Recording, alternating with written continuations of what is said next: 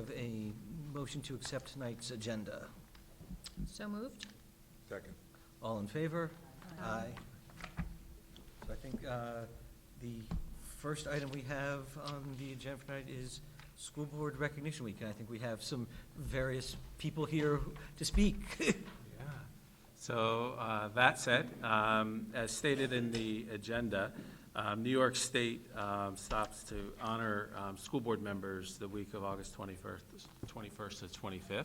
Since we have a board meeting this week, we are taking that time to honor and thank our trustees for all their work and dedication to the Irvington School District. And in that spirit, we have a number of our partners that are here to join us this evening to recognize the board and to say a few words of thanks. So on behalf of the PTSA, Susan, you want to, either of the microphones, whichever works for you. To all of our trustees, thank you very much for your timeless dedication to serving our families and our community. The Irvington PTSA really values our relationship with you, and we have a small token of appreciation. Spoiler alert, it actually refers to the motto on our crest.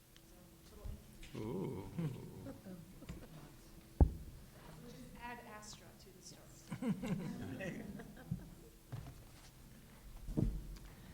Thank you.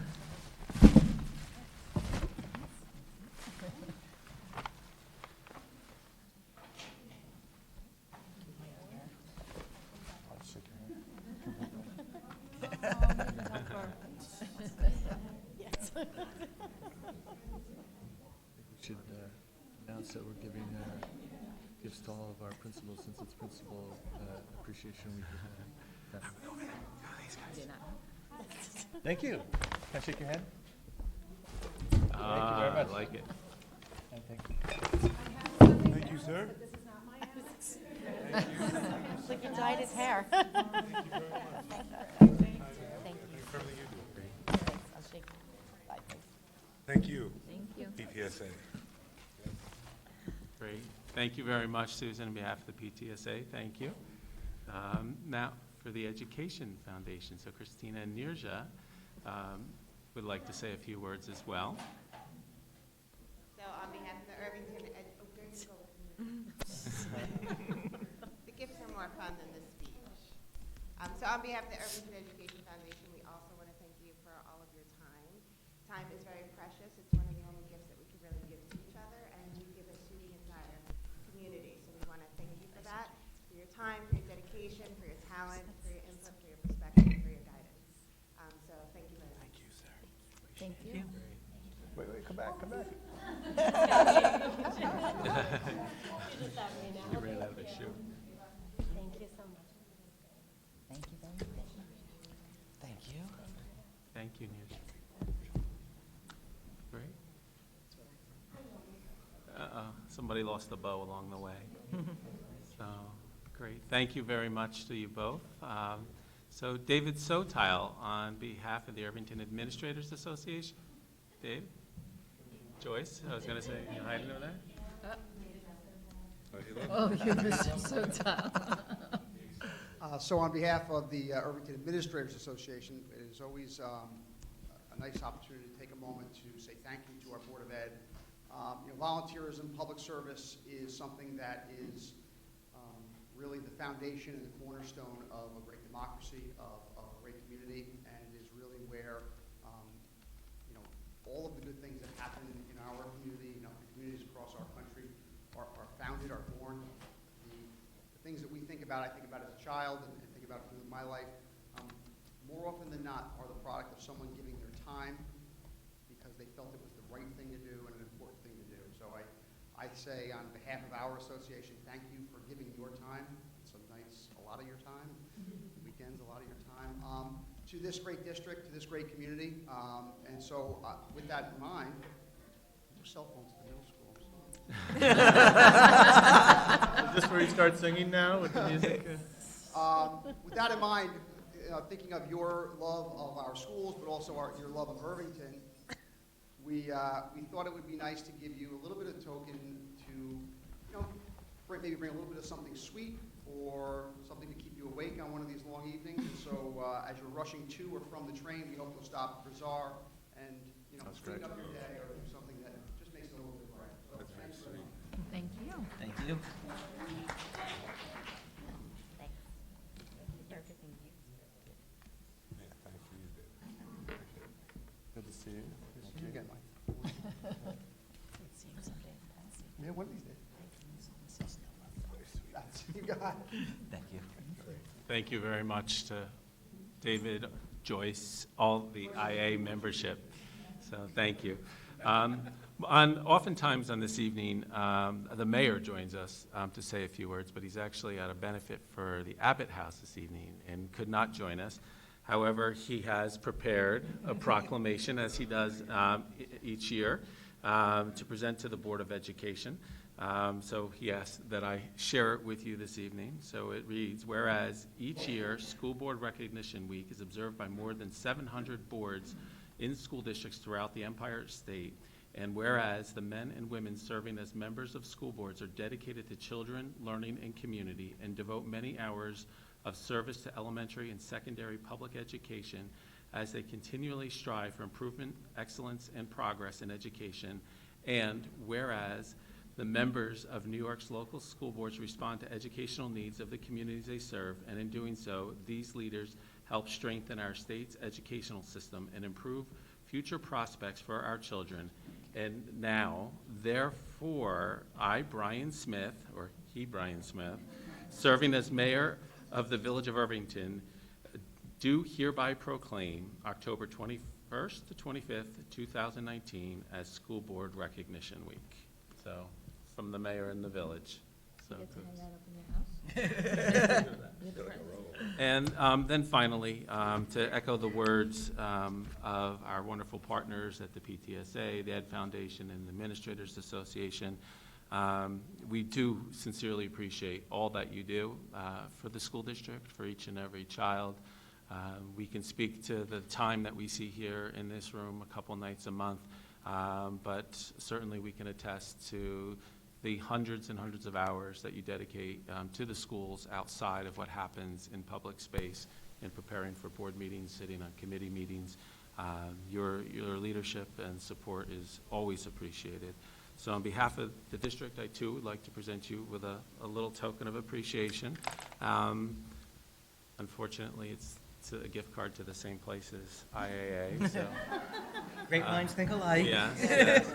And then as well as a certificate from School Boards Association honoring your service. So, Brian, Thank you. thank you. My kids will be very happy.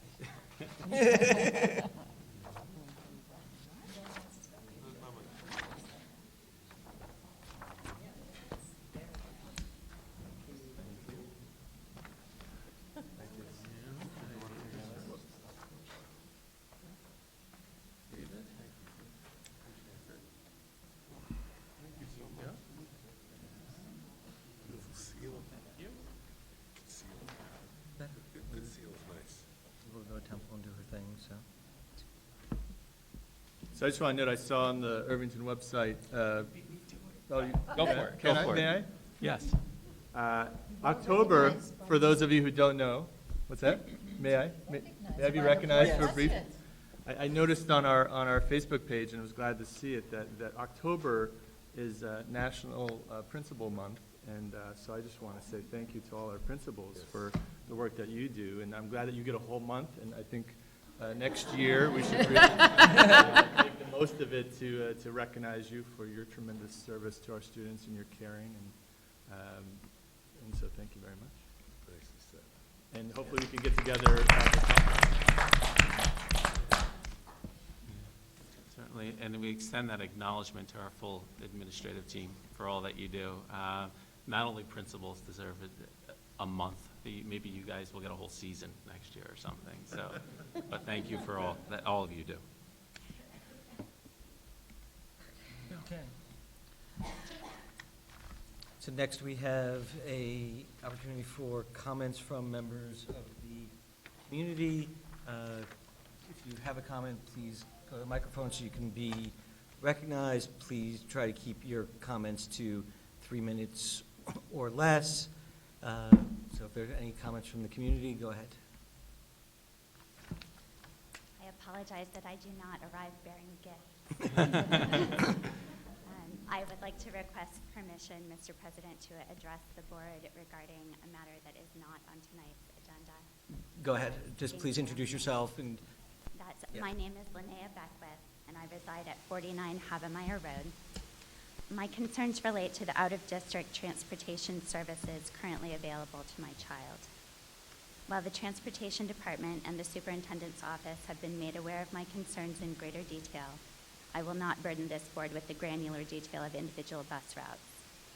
My intent, rather, is to make the board aware that the district's current out-of-district transportation services are not up to par with the level of other services provided by the Irvington District, and disproportionately burden certain families with excessive personal and financial costs. My child's aggregate transportation time has unexpectedly doubled this year on the same bus route she has ridden for years, in part due to a change made earlier this month that further extended her drop-off time. This level of continued variation in transportation services has not only proven frustrating, but has shaken my confidence in my ability to make informed decisions regarding my children's education. The district's current response to these concerns represents a departure from the protocol followed on previous occasions. In September of 2017, when a comparable change was made to this route and similar concerns were voiced by parents, the Transportation Department was very willing and able to reverse the change within days.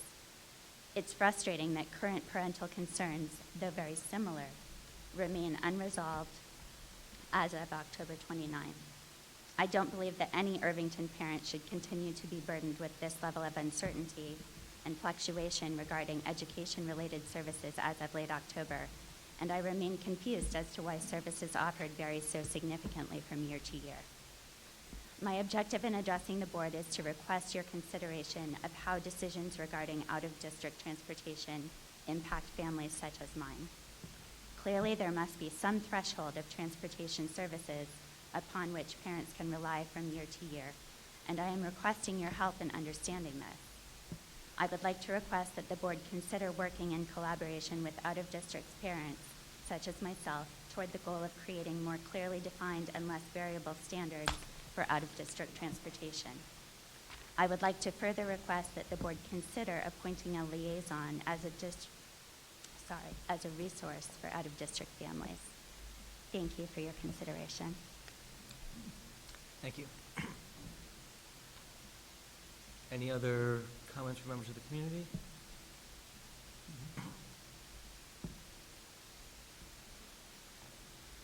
Hi, my name is Maria Fong, and I'm James, yeah. First of all, we'd like to thank you for serving the board. I'm very sure that Irvington local community appreciate your time and effort in making our school better. I live in town. I have 2 daughters go to Irvington School. My brother lives in town. He has 2 sons go to Irvington School. My nephews. My parents live in town, so Irvington is home to me. But today, we need to ask for your help. We have an issue with our daughter's education program and need your help.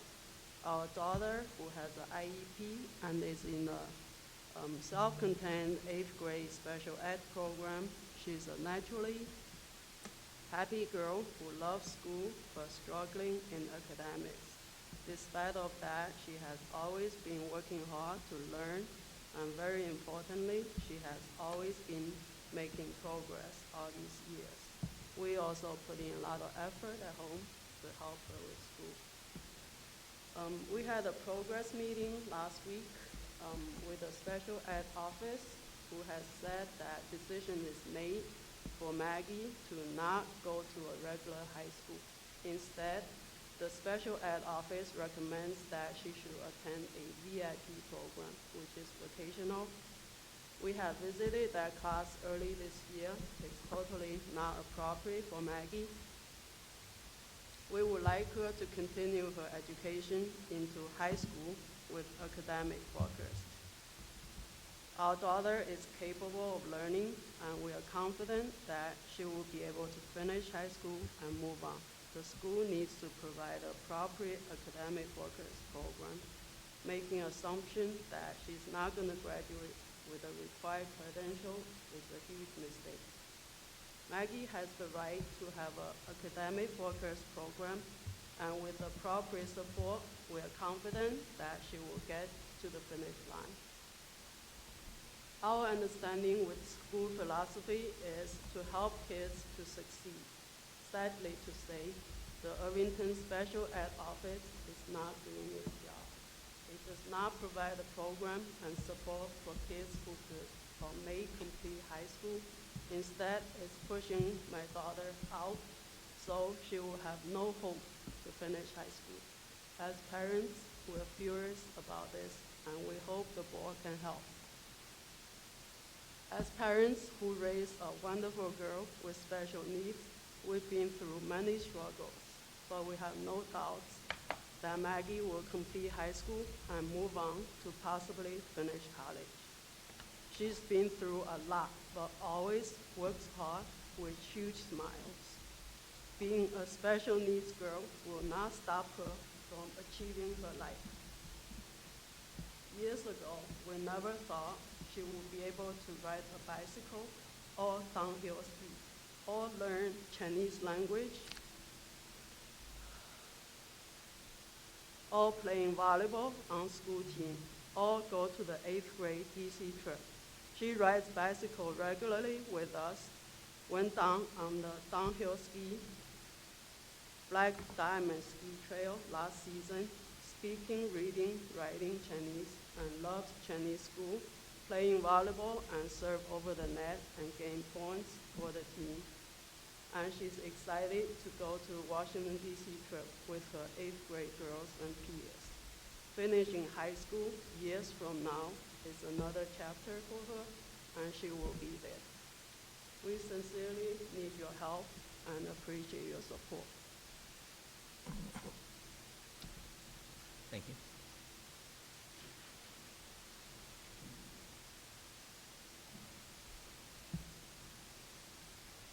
Good evening, everyone. My name is Marlon Merlos, and this is my wife, Linda. And we happen to have a lot of similarities with the previous couple that spoke to you. So I'm going to be very brief, since she already mentioned a lot of issues that we have as well for our special needs child. We've been talking a lot since the last 2 weeks since we had the meeting, the special ed meeting, and to tell you the truth, it's like almost the end of the world for us. We know Rebecca learns in a slow pace, but she has the ability to learn, even though it takes her probably longer than regular kids. So our request to the Board of Education and to everyone here that is present is that we would like her to keep her in the same program that she is in now since the last 4 years, which is a program that is above the VIP program, which is the only option that we have right now after 8th grade for my daughter Rebecca. So I was wondering if you have the power to make changes and it's within your hands to help us, because we know our kids better than anybody else, and they are not dumb or stupid. They can learn, and they have the abilities to do a lot of things.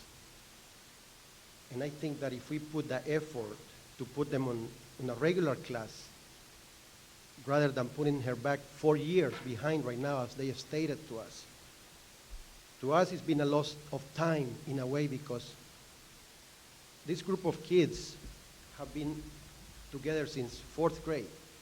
They went along really well. We always knew in every meeting we had, every year they told us they're a year behind. They're a year behind, maybe a year and a half.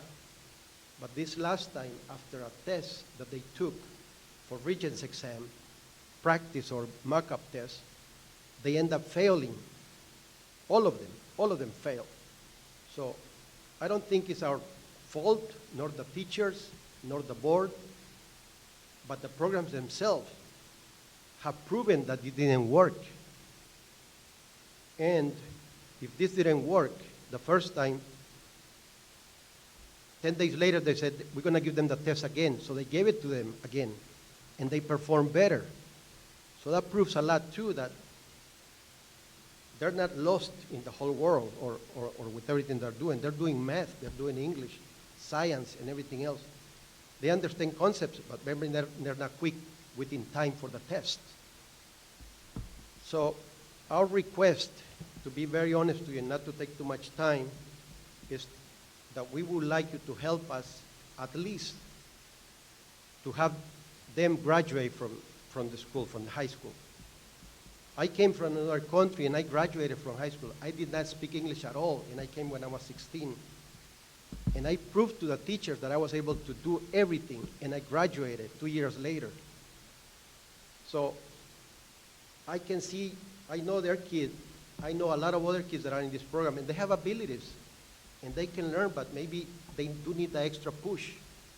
But to put them down 4 years behind and to put them into a second grade level when they're in 8th grade is a big loss. And legally speaking, to me, would be a loss for the school, for the parents, for the teachers, for everybody that is here in this district. Why? Because we have not done the work. And we want to fight for this until the end, to be honest with you. We don't want to just accept, I'm sorry, Mr. Merlos, that's the only option you have today. Take it or leave it. Face the reality, Mrs. Merlos. That's what, we don't want to hear that.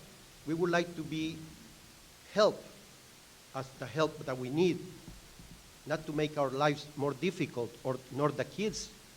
If we tell our daughter or to these kids that they're never going to graduate from high school, their self-esteem is going to go down so bad that they're, I don't even want to mention it. What if they want to suicide themselves, kill themselves? That would be a shame. And so I think there are ways, like they say, that where there's a will, there's a way. And I'm sure there can be something that can be done. We're willing to put all our effort and to help out on anything that you want us to do. But we would like our daughter to continue learning her academics, her social part, I mean, everything. We don't want to keep her in a little room in a basement where she's isolated from everybody else. That's the worst. My time is up. I could go on, but I just want to appreciate it. I wasn't going to do it, but I've been convinced by other friends to fight for this, because this is the United States, the best country of the world. And I know that things can be done. And so I request your help from the bottom of our hearts. My wife said she wasn't going to speak, and I think I'm more shy than her, but I said I'm going to go on and do it anyways, because if we don't speak up tonight, no one is going to know about this. And I want everybody to know about it, because it's our daughter. And if you have kids, you know what I'm talking about. So please help us, help our group. If money is the big concern, let's try to raise it. And I'm glad that PTSA or the other organizations are here. And I feel bad that we're doing this on a beautiful night that you all receive decorations and awards and everything else.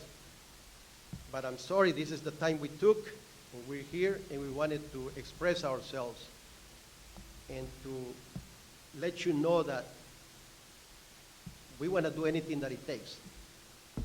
I was told by another person that she's in 8th grade, yeah, so she needs 4 more years. Yeah, but she can graduate until she's 21, so that's 8 years. If she just needs to pass the Regents exams, I'm sure she can do it in 8 years. Thank you. Thank you so much. Thank you. I had another concern, which is the transportation as well. Yeah, I'll just make a brief 2 things. We had a special needs bus, we lost it. We had an incident in the bus. The owner of the company decided to transfer our daughter to a big bus. That day, my daughter had a cane. She came onto the bus, and the lady said, "Oh, should I be concerned? She has a cane." No, she hurt her knee, so she's just wearing it today because it helps her walk. The next day, they took the big bus away from her. So now we end up with no buses at all.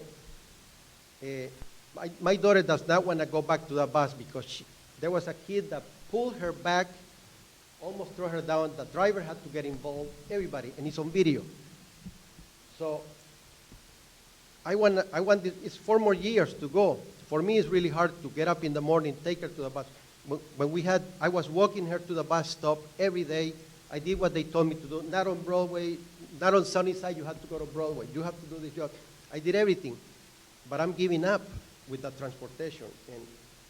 And I think it's a privilege, and I respect that a lot, and I love it.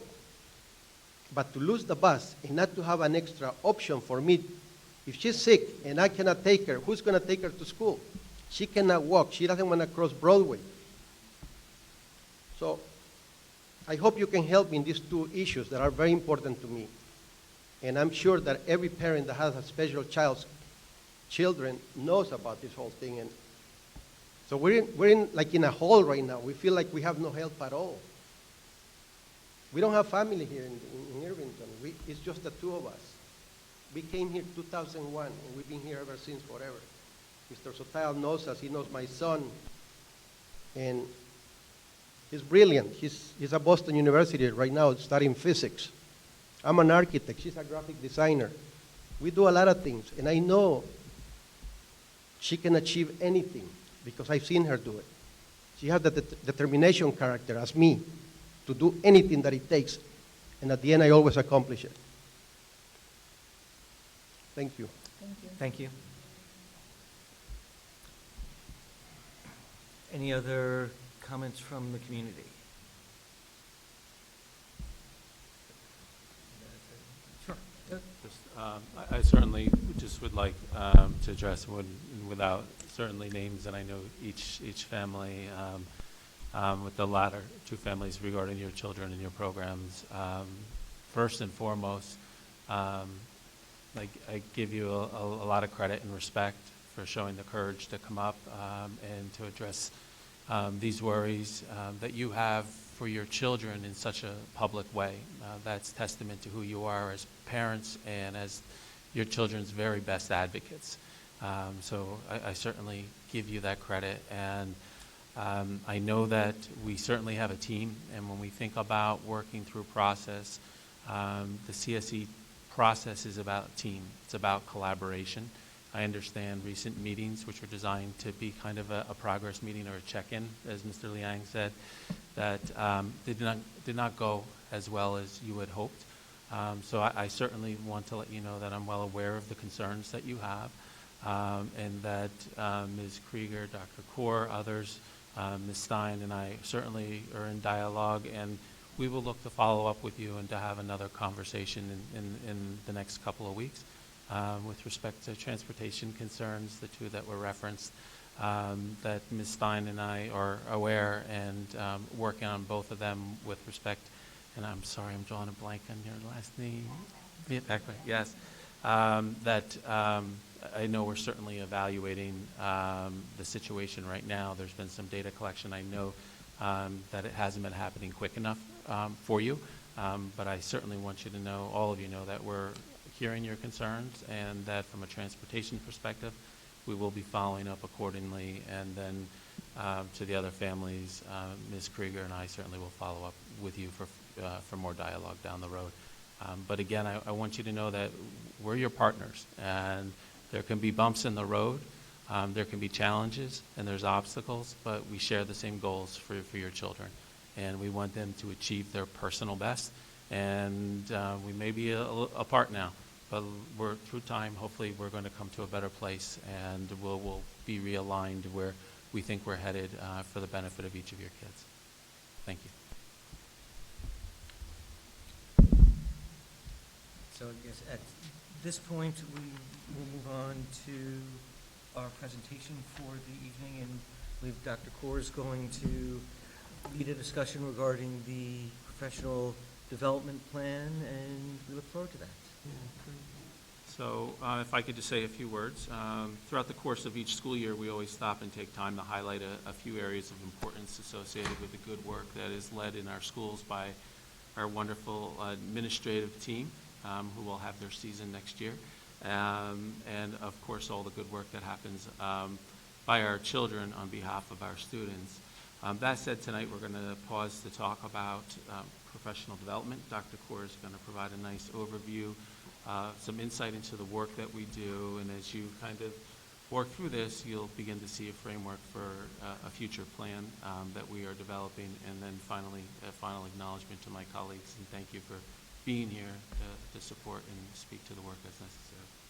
So, Dr. Kaur, the floor is yours.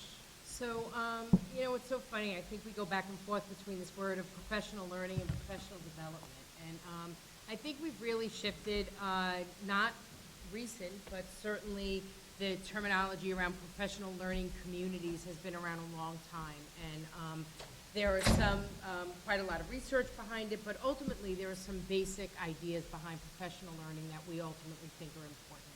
And so tonight, I hope that I'm going to be able to share with you some of the background, some of what the expectations are for New York State, as well as the work that we're doing in district, and a sample of the kind of organization of the professional learning that we're currently doing in district that I know the board is looking forward to seeing in more of a formal plan. So, so tonight I'll take you through some thinking, some ideas, certainly open the floor to your questions as we go through the evening, and I can answer some of those questions, but as you can see, most of our colleagues are here tonight, and they are equally as able to answer the questions related to professional learning. So, from New York State, there is an expectation that we are ensuring consistent, high-quality professional development leading to increased student achievement. So tonight, you're not going to always hear me talk about student achievement, but I start with this slide to say that that's a given. That is what all of this is about, because ultimately, that's what our jobs are about. So as we talk tonight, we're going to be very focused on the teachers and what the teachers are doing, but not necessarily, I'm not going to end every sentence with, for the purpose of student achievement. So I'm starting by saying that, so we can just assume that that is at the end of everything that we do and that we talk about. So New York State has outlined for us this concept of consistent, high-quality professional learning along with a set of standards. And so what we would like to share with you is this really sits at the foundation of what we believe, and we're going to look a little bit more closely tonight at our theory of action, our theory 2. And actually, theory 1, 2, and 3 have been around a really long time. We tend to talk a lot about theory 1, and the reason for that is because that is the theory that focuses most specifically on students. So when we present or we share our work of the year or we talk about our goals, we're always wrapping that around theory of action 1. But the reality is when we developed our theories of action 7 or 8 years ago, we really saw the relationship between theory 1, which is about students, theory 2, which is about professional learning, and ultimately theory 3, which is about observation and evaluation, which is our assurance that the ideas, the concepts of what we're implementing and developing are measured through, as one measure, through observation and evaluation. So New York State has highlighted 10 professional learning standards, and I share them with you tonight. And these are the standards that we work toward on a regular basis. They are the foundation of the work that we do. They're the foundation of ultimately what we believe. Do we do some better than others? Well, yeah, that's sort of the nature of standard. That is the way it goes. And as we work through different standards, we are able to do focus more on one in a given year than maybe another. So as we look at these standards, designing professional development, so we look to design professional learning, and you can see that first one, development design is based on data. It's derived from experience, expertise, and the needs of the recipients, reflects best practices in sustained job-embedded learning, and incorporates knowledge of how to build learning. So there's a lot there. I think we could argue sometimes our data drives us more than other times, but certainly our experience, expertise, and the needs of recipients at all times drives the work that we do. So I don't need to read these standards for you, but I want to make sure that our Board of Education as well as our community understands that we work, even when we do professional learning, it is based on a set of standards. So the standards continue on this page. And so what we're looking for, and I think, again, areas that we have grown, areas that we would still like to grow. We focus very heavily on our student learning environments. We have tried very hard to increase our parent and family engagement. We, as you know, have continued to build our data-driven and thinking about data as an important, as an important factor in what we focus on and the work that we're doing. And ultimately, certainly our integration of technology has been looming large this year with our one-to-one rollout at the middle school, but certainly a tremendous increase in resources at all of the schools, creating much of a demand. So some of us might remember back to our last budget season when one of the asks was a coach, an instructional coach, to ensure that we are integrating technology in our classrooms. Well, not everything makes it, as we know, into a budget cycle, but those are the kinds of things that, as an administrative team, we've been thinking long and hard about and continue to try to figure out in terms of where does that professional learning live. One of the interesting things I would share, and technology is a really good example of that, is we have a lot of really talented, smart, thoughtful teachers in district who are doing this work. Technology is an example of where, because it crosses over all departments and grade levels, where we really have been able to see some of our teachers share their practices, share their good work, share what they've learned in different settings, and building the capacity of others. I share that as an example. So, for instance, our social studies teachers who are implementing the new standards, well, that sort of has like a pretty contained existence, right? They can share them with the science teachers. I just don't think the science teachers are going to care that much about the social studies standards. But technology is an example of something that has that's broad. It has reach. So when we talk about the different kinds of professional learning tonight, and I'll take you through some examples, that's one of the things that we look at. Where is there crossover? Technology, we have our Google PD people. That's a K-12. So there's a lot of overlap. It's a place where we can have our professional learning community is broader, whereas sometimes it really feels very building specific or very focused in a particular subject. So these learning standards sit behind all of the work that we develop and we plan in district. So one of the questions is always, so the when, where, and the how. So where does PD happen?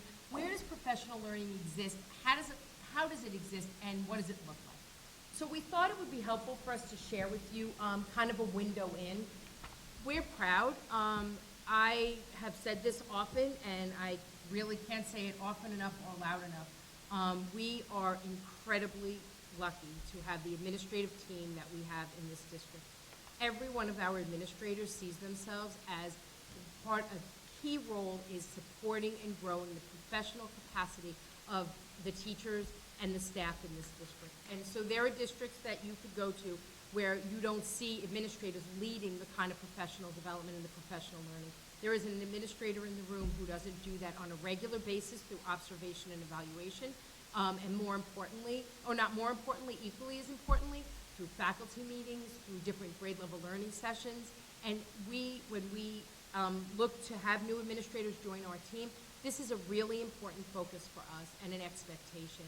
And at all times, it's just part of our ongoing dialogue. So you can see the examples here and where they happen. So PLRD is sort of front and center for us these days. So we know it's early release time. So I tried to share with you when and how it happens. So early release time in 3 of our schools, it is once a month linked to a faculty meeting. So we've been able to expand the capacity of our faculty meeting time. Sometimes it's keeping the faculty maybe for the whole time, but more often it's starting with something, giving teachers the time to work, teachers to come back.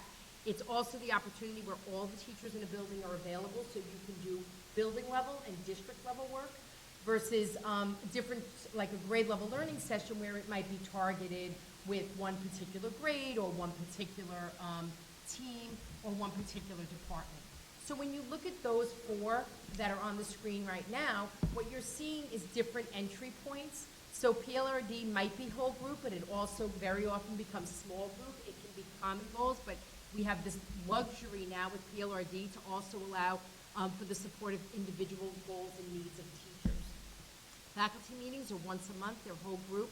There is an expectation at every building that faculty meetings, while there's always some business component to them because that's life, there's a lot to do, there's always professional learning linked to our faculty meetings in all 4 schools. At the different levels, we have grade level learning sessions. Our instructional coaches, especially at the elementary level, have been critical or key in doing data analysis with our teachers through grade level learning sessions. Through these sessions, we were able to roll out some of the components of Amplify. This year, we have 4 half-day sessions for ELA, and the math and science we're switching off. And then, of course, superintendent's conference days. And superintendent's conference days give us a chance to do both 6-12 work and K-5 work, but also sometimes building level work. So in our upcoming superintendent's conference days, the 2 elementary schools will be working together on assessment. So that's a really nice opportunity because our schools, our elementary and our secondary schools on PLRD days, they're not on the same schedule. So those days tend to be very building based. Whereas on a superintendent's conference day and the whole district and certainly the campus and the elementaries are on the same schedule. So it opens a door to the kind of work that we can do. In addition to those examples, we also have double period meetings, grade level learning sessions, department meetings. These are all times and locations or opportunities where the teachers can come together in common locations and they can focus on targeted work. Sometimes they are led by administrators, and sometimes the teachers are functioning as a teacher leader in that role. In addition to all the work that we do in district, we also provide opportunity for teachers to sign up and go to out-of-district experiences. So both Southern BOCES and Northern BOCES offer workshops where we will send, teachers will ask to go, or sometimes we'll actually encourage teachers to go if it's working toward one of our goals. And they can go to a workshop. The nice thing about doing out of district is they end up in a room with teachers from all over from the region. So not only are they talking and learning about whatever the workshop focus is, but they're talking to colleagues from all other school districts who are also generally facing similar goals, similar needs, and similar practices, or we're sharing and trading practices with those schools. In addition, I'd like to take the opportunity for national and regional conferences. We have lots of examples where maybe some of you remember last year we were really proud of our middle school science teachers who actually were presenters at the regional New York State Conference for Science Learning Standards. The work that we have done is absolutely stellar, and the consultant that we worked with, who was very connected and involved at the state level with both the standard development as well as assessment development, saw the work that we were doing, and truly the work she also supported, and prompted our teachers to say, like, you need to share this work with your colleagues. This is really good work. So sending our teachers to some of those conferences is really, it's prideful for us to be able to have our teachers represent us that way, but it's also, again, an opportunity for our teachers to be out there and learning and meeting other teachers, other administrators, and learning and seeing kind of what's trending, what's important right now, and what do we need to be focusing on. Our out-of-district can sometimes they're full-day conferences, half-day conferences, or they can sometimes even be multiple days. So I think there's been questions along the way around CTLE hours. This is still relatively new in New York. Been in Connecticut for like a million years, in other states, but for some reason New York just woke up a few years ago on this topic. Teachers with the most recent certs are required to collect CTLE hours, and so they are required to maintain their certification. They are required to collect professional development hours. Some of those hours they are collecting through us with the professional learning we offer, but if they are in graduate programs, any kind of learning they do, they can put in for CTLE hours. We track those hours, interestingly, but we actually have zero responsibility for those hours. I used to say when the APPR first came out, some of my colleagues might remember, I used to say, I just don't think there are any APPR police. I think New York State's too busy. Well, I'm thinking the same thing right now around CTLE. There may come a point where there are some CTLE police checking with our teachers and asking for copies of their certificates and what they've done, but right now, to date, I don't know that they're doing that yet. But at some point, a teacher could receive a letter from New York State saying, please provide for us the evidence of the CTLE hours that you completed to meet and maintain your certification. I think it will catch up with the teachers at some point they will have a system that actually is an accountability system. But for right now, it's just a great thing that New York State has finally caught up and is doing this, because it really sends a message to all educators that continuing to build your capacity as professionals is really important. So the CTLE hours, we do, as I said, track them, but we're not responsible. So what is the goal? What's the goal of Irvington? And when we sit and we think about what is it we're trying to accomplish? So our goal, and I speak mostly from the 8 years ago when I stepped into this role, but I would say from the minute I joined the Irvington School District, and actually in my life was a professional developer, and then when I came to Irvington, at all times, everything I've done and everything I've done in my role, whichever role that was here in Irvington, was always had a layer of professional learning at its heart. Because in the end, that's really what keeps us moving and thinking as a system and as building our professionalism together individually, but also collectively. So our work is, our focus or goal is to create a culture of professional learning and learners where the expectation for growth and deep knowledge of practice is the norm. So that goal is really simple. What it says is we are all lifelong learners as educators here in Irvington. And there's an expectation that every year we walk into that school year and we're thinking about, what's my learning for this year? What do I need to know? How am I going to know it? And then where will I go with that? And how will that ultimately change my classroom practice or influence my classroom practice? As a district, we do goal setting. That is not a requirement in APPR. It is a process we've had in place in Irvington since 2001. And it is a practice we are really proud of again. Many school districts don't do that when new administrators come here. Well, I will tell you, it's a lot of work. It's a meeting with all of the teachers at the beginning of the year. It sets the tone. It sets the tone for the year that says, where are you this year? What did you do last year? How are you working? What are you interested in? Here are some changes in your subject area, your grade level. How are we going to work to meet those goals? And so we start our year with goal setting and we end our year with reflection. And that really, those are the bookends to ensure that during the course of the year, we are focused and thinking about professional learning. So take you back to our theories of action as a reminder. Again, I'd like to think that the board and all of our community can recite the theory of action 1, but just in case you can't, I put it up on the screen.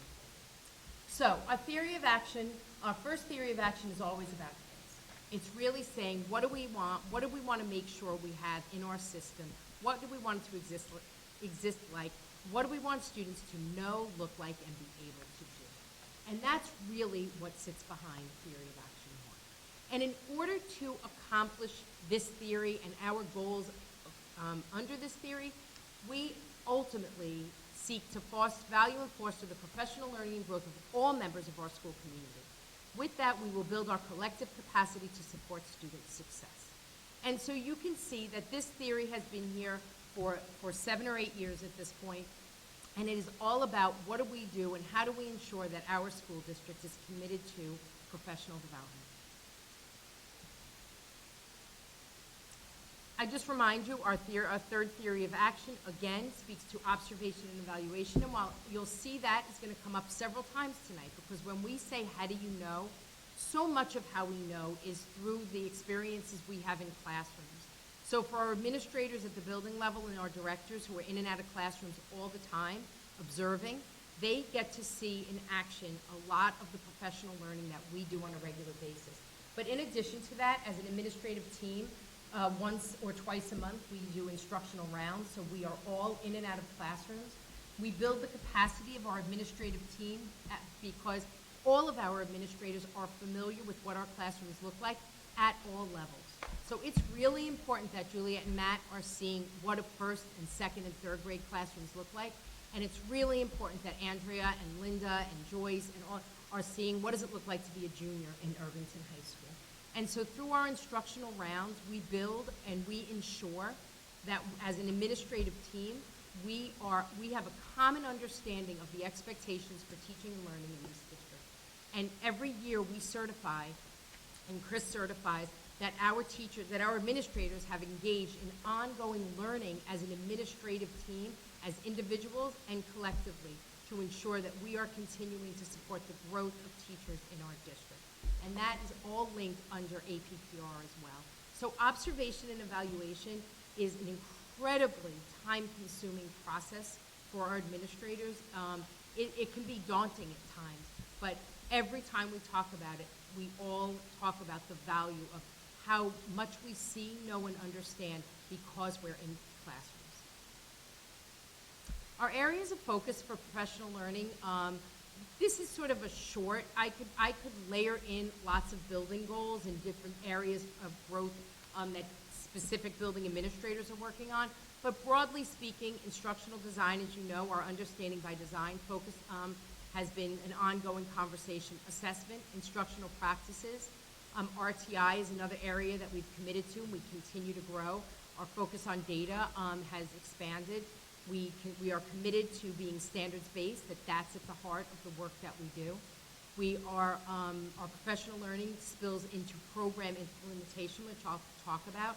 And this year, as you know, we also tightened up our process with the compliance training. Again, as New York State continues to define the mandates of what we need to know and be able to do, this compliance training list just keeps growing. So this year, our focus and our rollout of an online system. And then support for teachers through our mentoring program, which again has also been in place for many years. So I'm going to touch on some of these tonight and give you some examples.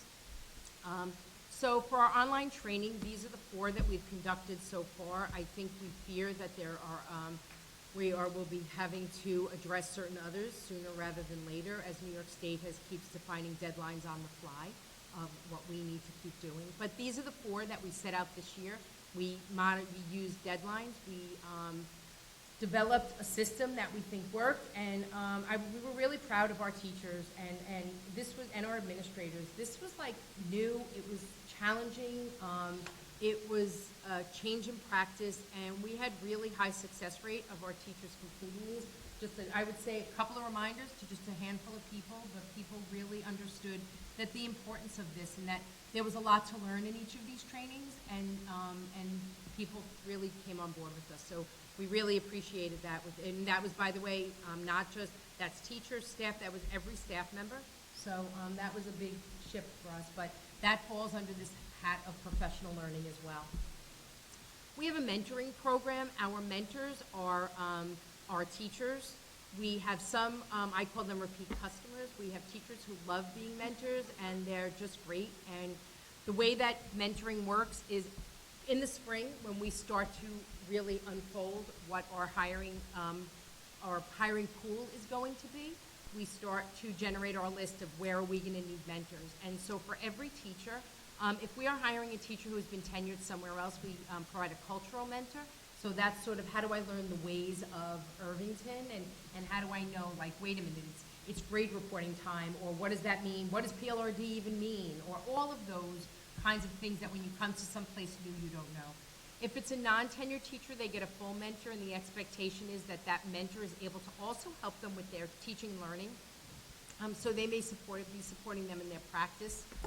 So generally speaking, if it's a teacher that needs a full mentor, we usually seek the same subject area, same grade level, so that that person really can serve as a support. On occasion, when appropriate, we haven't done that, but with that, we always ensure that there's somebody there who can support the teacher in any area related to teaching and learning. So our mentors apply, and then there's some times when we are begging. We don't have anybody who has stepped up to the plate. Sometimes that's just a function of the role that we're filling. There may only be one other person in districts who's even in that job. So it's not that there's nobody who wants to be a mentor, but if we hire a new ENL teacher, well, there's only one other one, right? We're keeping 2. We love them both. But that was a good example. So that's just an example of sometimes we're just limited by who's available to support them. So the mentoring is not a hard and fast system of it has to be. We work throughout the year with the mentors and mentees work throughout the year. They meet on a regular basis. And it is generally, I want to say, the very last meeting, it's actually one of my favorite meetings, is the June New Teacher Academy meeting, and it's a joint mentor-new teacher. And last year, there were literally tears in that room as they talked about each other and how, like, what relationships they have built. So the mentoring program has like a lot of reach in a lot of different ways. So it is to support the new people joining our school district, but it really opens the door to helping us to build our culture as well. So the mentoring program is in place. It is an area that we have talked about making it more formal. There are some school districts that formally train mentors, and then those same people mentor every year. That would be something that we could engage in and we can talk about, but at this point in time, we do it more based on the role that we're trying to fill, and then posting it and seeing who steps up, and then working with the administrators, we try and identify who we think will be the right mentor in that given time. So as you know, we have 3 curriculum and instruction goals. We focus on instructional practices, balanced assessment, and increasing the use of data and data analysis to inform our plan of instruction. So I'm going to share with you some examples of professional learning that are going on in district this year and the category in which these fit.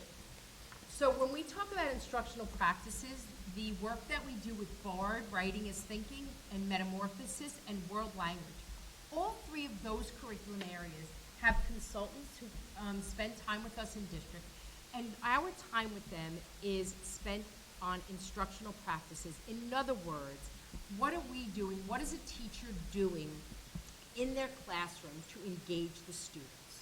So I make that distinction, so that might be designing rich tasks. In other words, tasks that are highly engaging. It could be designing assessment practices. It could be designing a mini lesson that you're going to do to launch your class. But in other words, our consultants that work on instructional practices, the goal is that literally a teacher could work with that consultant that day and literally go back into their classroom that same day or the next day and try something in their classroom. So when we talk about instructional practices, that kind of gives you sort of a broad touch point of what we're talking about. For world language, we also are engaging, and let me just back up. So the instructional practices work evolves over time. So for the for the last few years, teachers were required to participate. This year, for BARD and Metamorphosis, we opened that up and we asked people, not only are you interested in participating, but what kind of work would you want to be doing? The highest level of professional development that we can offer really offers choice for teachers. That's really where you want to get to. But you can't always start there. So if we have an expectation that every English teacher knows and understands what BARD practices are, well, if we gave choice, then we couldn't affirm that every teacher would have that knowledge. So initially, we say, no, we want everybody to have a foundation of knowledge. But as we move on in our practice, we also want to move to where teachers begin to self-assess and say, well, what do I think I need? And where do I see myself growing in my practice? So one of the shifts this year, and actually we started this last spring with BARD, is we shifted some of our BARD practices to also focus a little bit on some curriculum development, so that we are developing some of our courses with some consistency and with some high-level feedback from the consultant we're working with before. For Metamorphosis, an example of how it has morphed, is with vertical alignment. So we really are feeling strongly, while we've done a lot of work around designing some instructional practices in the classroom, what we want to make sure is that we have the alignment going from one grade to the next. So this year we also are including a group of teachers who are working on vertical alignment. So we want to make sure that we're not static and that we're not just we don't just keep doing the same thing all the time, that we actually are broadening our scope and our reach to ensure, again, that we're meeting our goals.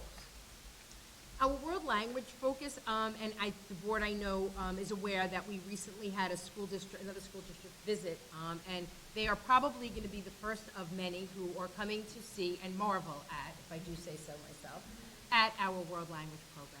We have just done an outstanding job, and I say that, I look at my fellow administrators, I speak about our teachers. It is really, it is a program that we set goals, we had clear goals, and we have just continued to move. And our movement is in the redesign of our curriculum, it is our movement in our instructional practices, it is a movement in the expectations of what we want kids to know, look like, and be able to do. We see it every time we walk into a classroom.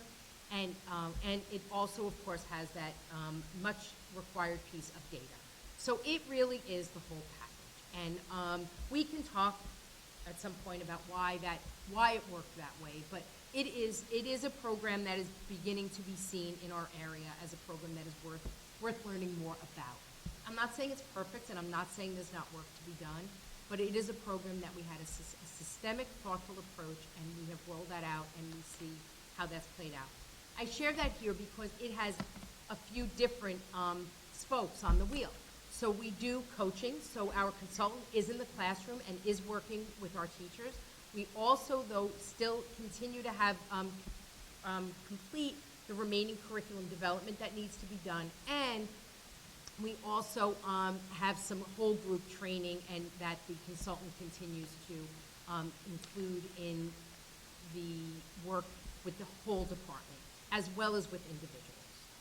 So that's the lens of instructional practices. The other lens by which we support the development and learning of teachers is through standards.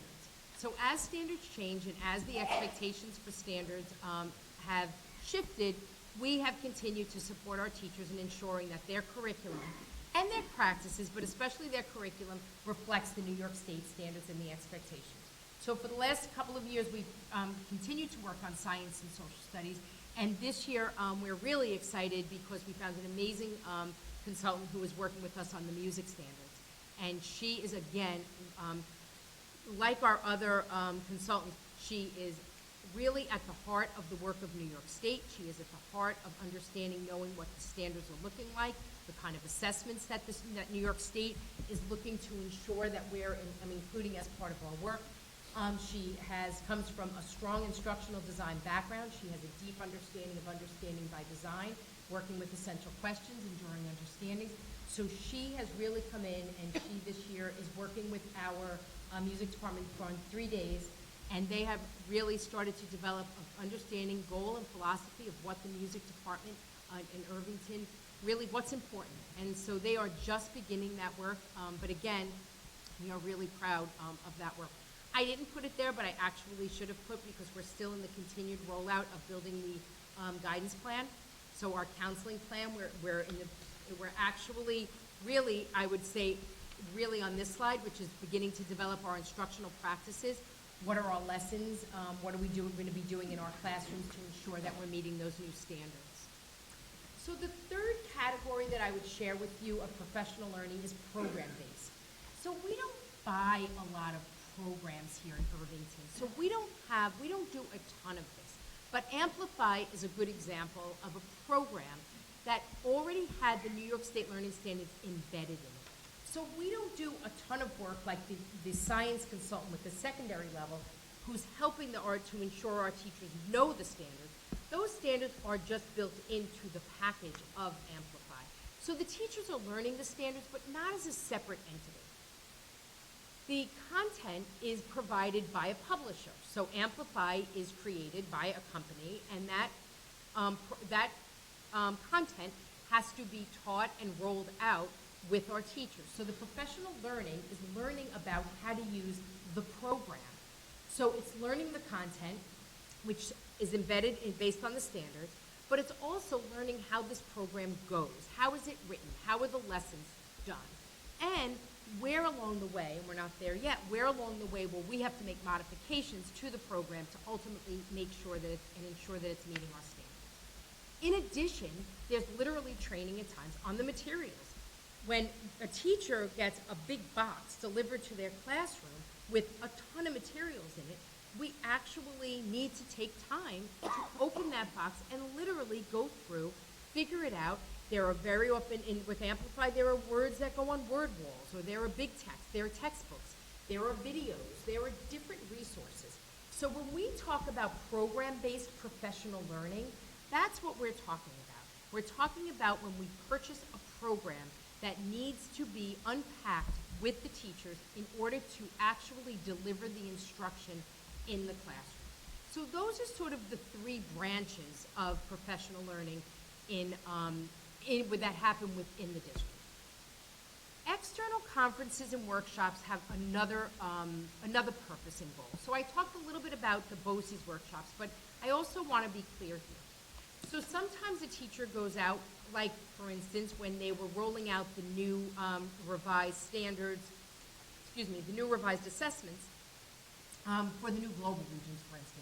We have teachers who went to BOCES and they were participated in not only learning and understanding the new assessment, but also redesigning some things for their classrooms to ensure that their assessment design starts to mimic what the state assessment is going to look like. So that would be subject or course specific. Sometimes there are required trainings, so there might be a DASA training or a training that, a Wilson reading training. If we have teachers that we want to build their expertise in a certain reading program, we might send them or ask them to attend a BOCES conference or a different, not only BOCES, where they are learning how to assess in a certain way, perform certain diagnostics. So that would be what I would call as required training. Content specific is where we would send somebody, again, where they would be learning something very specific. So we might do readers and writers workshops. So if a teacher is learning how to do reading workshop, there is a certain way or certain aspects of learning how to be or have a classroom environment that reflects a workshop environment. We would be having, we might ask, or they might ask to go to a workshop for that. And then the last, but there's probably others I could have included here, but support and collegial. So for instance, many of our department chairs attend at BOCES a collegial circle where they are, the English department chair meets with other English department chairs from around the region. So those are external conferences and workshops that might fall into the category of our teachers here in Irvington attending, where they would be with other colleagues from the area. So now I'm going to share with you an example of what you'll ultimately see in the report, which is samples of when we do our goal setting at the beginning of the year. And I try to give you different, I could have given you examples that almost look the same from the four schools. I tried to mix it up a little bit to give you so you had a little bit of a broader range of examples. So when we work in administrative council and our administrative retreat in August, we define our outcomes. And outcomes to us are actually the most important because outcomes is really where, it's the end game. It's what we're trying to get to. What do we want to have at the end? What is the outcome? So if our outcome for this year is active use of the unit planner to plan for daily instruction, in other words, we don't just want teachers having a unit planner that sits in Rubicon Atlas and then periodically, if Andrea or Linda say, oh, where's your unit planner, they print it. That's not what we want. We want teachers who are going to their unit planners and saying, here's my unit, here are the mini lessons I'm going to have to do, here's the planning I'm going to have to do, here's what assessment I'm going to be using. So we want teachers to see that as like a living and breathing document. So when we say active use, that's what we're talking about. So in one, and again, this is one example, so one of the activities in order for us to anticipate this outcome will exist at the end of this year, and some of these are multi-year, is that teachers will engage in analysis of student work to identify evidence of student thinking in response to the EQs. So we know we have these EQs in all of our unit planners, our essential questions. Well, how do we know those essential questions are really in play in the classroom?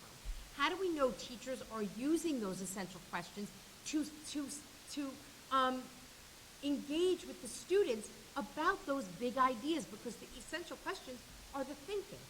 So for Dow's Lane this year, they named that as a goal. And as a result, Linda and Andrea are looking to engage the teachers through, if you look at the last column, PLRD, observation, grade level meetings, and faculty meetings over the course of the year. These activities where they're going to have teachers engaging in looking at those planners or through observation, this is where that professional learning is going to happen. So again, this is one example, and this is a Dow's Lane example. At Main Street, one of the outcomes for Main Street is a deeper understanding and use of balanced system of assessment. So again, you can see here Joyce has identified several things that she is going to be doing over the course of the year. When you see all of them, you'll see some of these are examples that you would also see in Dow's Lane, or again, as you'll see from the middle school and high school as well. So these are the next steps for Joyce when she was planning her professional learning for the year. And as I said, our administrators are truly remarkable, and they are the leaders of professional learning. So if you look at the last column, Joyce is using faculty meetings, PLRD, team meetings, the learning sessions. Remember, those at the elementary are run by the instructional coaches. So that isn't only Joyce or Andrea or David or the administrators. It is the instructional coaches partnering on a regular basis. And I would share with you that the way that that happens is through, if it's an instructional coach who's leading this work, they have been partnering with the administrators in their regular weekly meetings to talk about these goals and to ensure that the work the instructional coaches is doing is aligned with the work that the administrators are planning to do.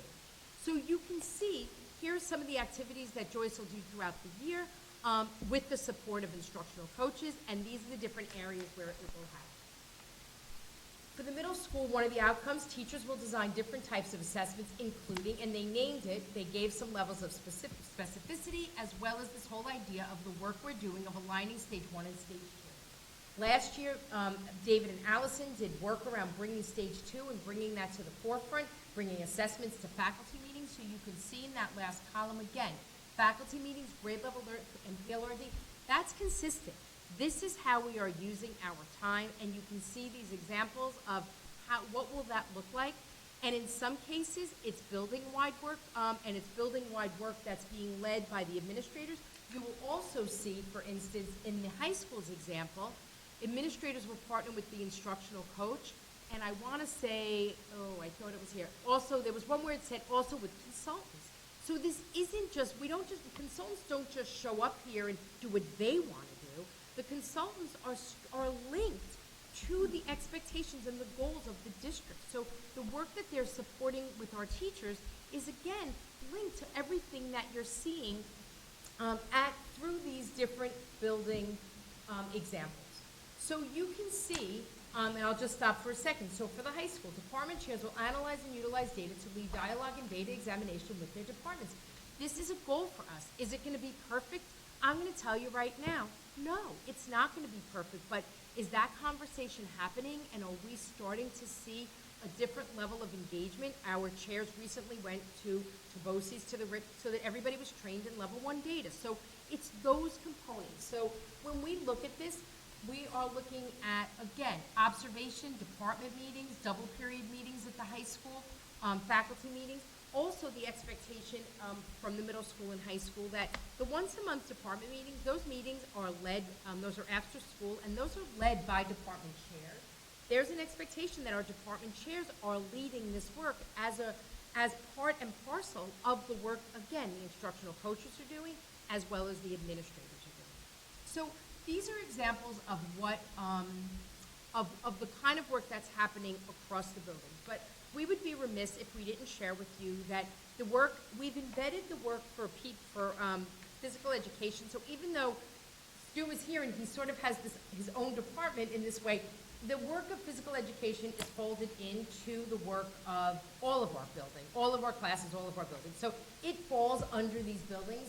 And the same thing for technology. So there are outcomes related to technology within the buildings that Jay would then be connected to.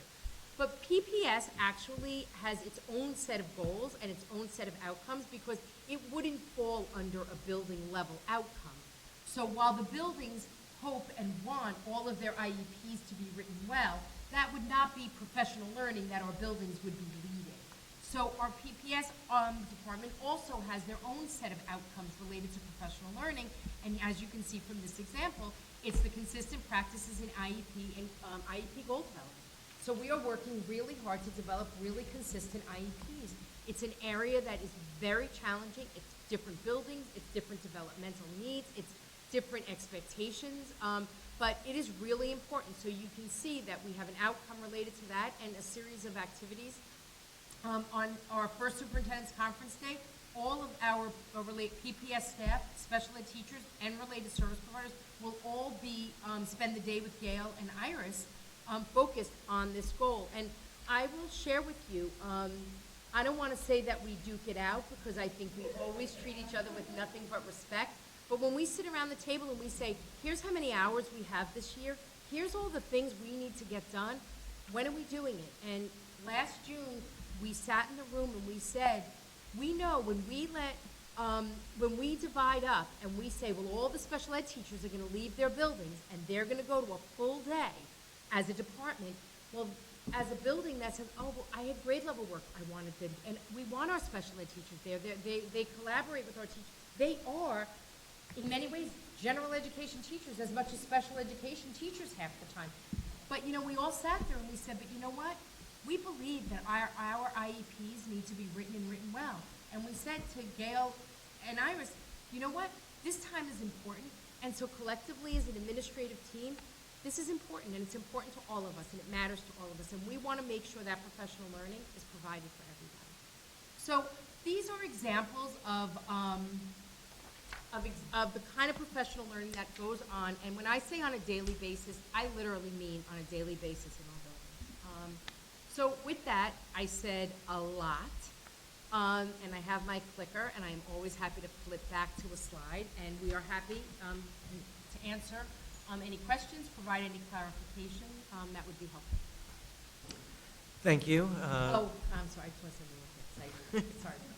So the last thing I would say actually is yesterday, the Professional Development, Professional Learning Committee met, and we worked for several meetings to develop a survey that we'll be sending to teachers in November, asking for their interests, ideas, and feedback on professional learning in our district and areas that they would like to see growth in. That data will be ultimately analyzed in our December meeting, which will certainly inform budget, which can inform next steps, and certainly PLRD for the remainder of the year. There's certainly, some things are planned, like certain days, like superintendent's conference days, we kind of go into the year with those set. We can't just be willy-nillying around those. Like, we kind of go in knowing. But PLRD, the flexibility and being able to be responsive and supportive has been one of the gifts, I think, that we're hearing from our administrators and certainly some of our teachers. So that survey is also going to be a next step. So I think that was a good next step for us. So, okay, Brian. Thank you. So before I turn over to the rest of the board members for questions, I just wanted to make a couple comments and really more of a reminder to the rest of the board that one of the goals of this discussion is that we've been talking for a while about a quote-unquote PD plan, and this is the time for all of us to talk about that document and what that we want that document to look like. So I don't want us to lose sight of, that is, I think, the most important takeaway from today is to at least try to come to a consensus, if not unanimous agreement on what we want to see in that plan.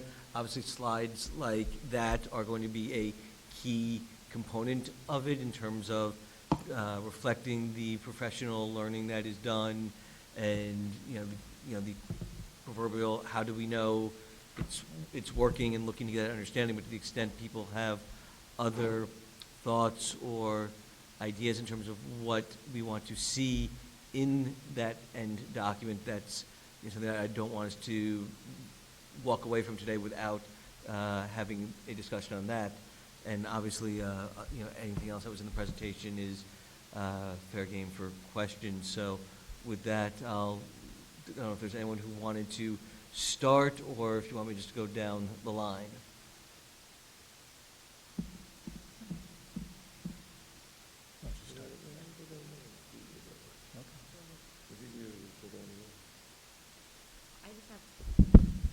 First of all, thanks, Raina. This was really helpful. And I have more, I think, just more logistical questions, and we've talked about it before. So as it relates to PLRD and the impact on the classroom for having early release days every other Wednesday, so if you could talk about that a little bit. And also, one of the things I think that was raised last year was about the impact on specials. So when PLRD happens every other Wednesday or twice a month on a Wednesday, the same special, I think, is curtailed, and I don't know if there's been any attempt to rotate that. I know it's hard with scheduling, so I respect that, but I also know it impacts the kids and the special that they're attending, because that special on Wednesday is curtailed, and if it's their favorite special, or if it's gym or things like that, it's taking away from those type of things. So just logistically, I just wanted to understand that better.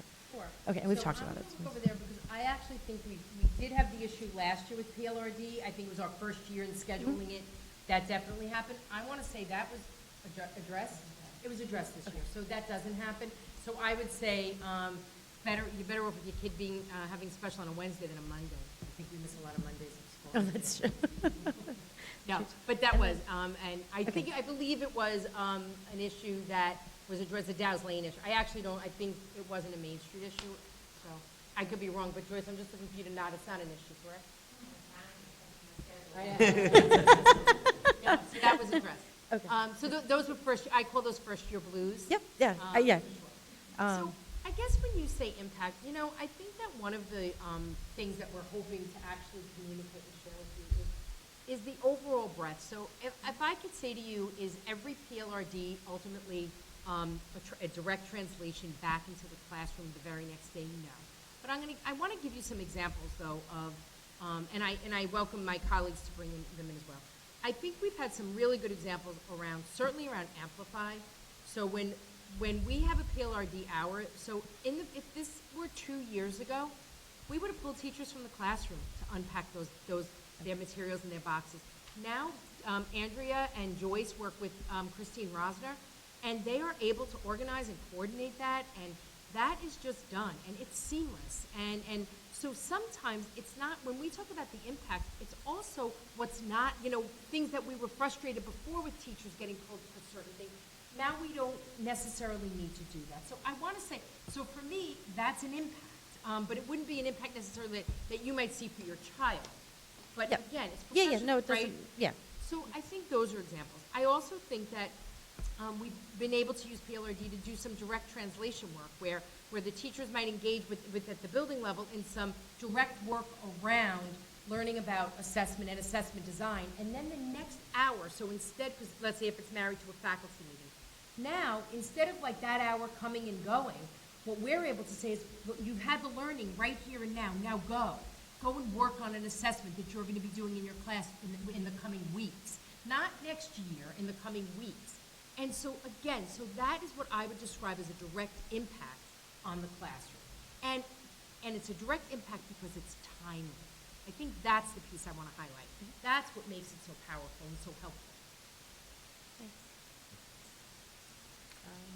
Go ahead. Yeah, no, I think you answered all my questions. Go ahead. Okay, so I just wanted to hear a little more about the improvement on the online learning pieces. So basically, do you have something, are you getting that from an outside vendor at this point? It's no longer internally sourced? So we contracted with an outside vendor this year. With the vitamin people? So GNC's the vitamin people. Yes. So we contracted with GCN. Oh, that's fine. And they're an organization that is very, I think, economically advantageous. I'm going to say it that way. I hope they're not listening. I want them to raise their prices. And they provide a series of required trainings that are approved trainings, and they also allow us to upload our training to them. And so what happens is, it was very helpful. So we actually have 3 different entry points this year. So 2 of the 4 trainings were provided by GCN. And again, they're state-approved trainings. One of the trainings, though, our security, our safety and security, Alteris, so they don't work only with us. Alteris works with GCN, and their training was uploaded into the system.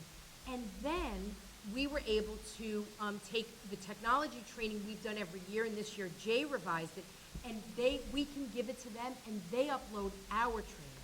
So the great thing about that is every staff member is in there, so we are tracking who's completed it. We can set dates, we can set reminders. So it's an incredible portal, actually, for us. Our goal is to be using more of their trainings, right? I mean, I think that, again, they are developing more and more, and they're very tuned in, to the New York State training. So that's sort of where we are with them. But it's been an amazing resource for Well, particularly also for the ones that are for all staff, not only instructional. So it's helpful. Right, not instructional. Although they actually offer a huge number of other options that I think we can, right now, we needed to roll out the required trainings, but there's actually some other really good trainings that individual teachers or groups of teachers might ultimately be interested in that are not mandated or required, but actually that some might be interested in. So that was. That's interesting. And then, I was just going to say, the one thing that it does do, though, it provides that opportunity to offer these trainings to staff that are hired throughout the course of the year. So we think in the past, when we would do trainings such as like this in person, we do them in opening district-wide meetings. But then what happens when you hire a new aide, you have a lead replacement teacher, or whatever happens throughout the course of the year, how do you go back and revisit that? Right here, we have the resource in the portal, so as a part of someone's onboarding process, Lisa, that does our human resources, directs people right into this. oh, that's terrific. Thank you for explaining that. And then in terms of talking about, you have 2 slides with when, where, and how. So on the second page, I'm not asking for this answer right now, but moving forward to like a PD plan to have a better understanding, like you're able to estimate on page 1 how many days a year or how many early releases a year or something like that, to sort of estimate what period is spent outside of class on those types on the second page. Things where you're either out of district, or even though we talk about the fact that you want to try to hold your double periods or your grade learning sessions during common planning sessions, sometimes you can't do that, and you They're use- not. I'm sorry, I didn't mean to. They are not all Yeah. during, they are sometimes teachers are out of the classroom. Right, right. Some- So what I'm saying is when we talk about PD plans, is somehow, not right now, to have that somehow understood by us as a board about like what amount of time we're talking about generally. So we sort of have a bird's eye look at that would be helpful. That was more of a comment than a question.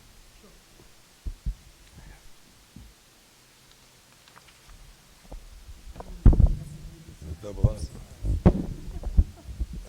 Thank you very much for a lovely presentation. Appreciate it. A couple questions. You answered a couple of my questions that I had prior coming into the evening. You guys asked sort of iterations of it, so I'll combine and condense a little bit. Can you go back to the first slide, maybe the second slide? Yeah, no, one more. One more, yeah. No, one more. Oh, there. Where does it talk? Where did you talk about job embedded? Which slide was it? It's right there at the bottom. There it is, yeah, okay. Can you elaborate a little bit about the difference between job embedded PD for people who might be interested, especially as it pertains to how it affects, not having to pull people from classrooms, having coaching inside the classroom, and that exists as professional development.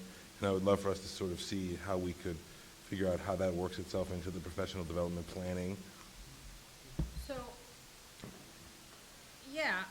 so professional, that's what instructional coaches are. So our instructional coaches work side by side in classrooms as one component, not the only component. So one of the things, it's interesting, Chris, as you said that about the new people who join us and do the online training, one of the things we've now been able to do is, it used to be if you were a teacher and you happened to be here in the 18-19 school year, you might have gotten some professional learning in the math or science or ELA at the elementary level. But then if you showed up in 19-20, well, you missed that. We did that last year. We're not doing it this year. So the instructional coaches work with any teacher who's new. And there's an expectation, and that was true this year at the 6-12 level as well. Our secondary instructional coach works with any teacher who's new. And at the elementary level, the instructional coaches work with teachers who are changing grade levels. So the other thing that would happen is a teacher switches grade levels, and now they missed whatever happened the year before, or they're not on board, or they don't know the math modules the same way that they came from 3rd grade, they went to 4th grade. They know how the math modules work and go, but they don't know those math modules, or they don't know the math content the same way. They haven't been teaching it. So the instructional coaches do side-by-side teaching with any new teacher as well as with teachers generally who have changed grade levels. In addition, if we're rolling out, like Amplify is a good example. So Christine will offer to teachers that she will go in and she will partner if they're doing an Amplify lesson for the first time, so that they're not necessarily doing it by themselves. Some people need more support than others. So Christine or Nancy or Sarah will go in and they'll do side-by-side coaching with the teacher.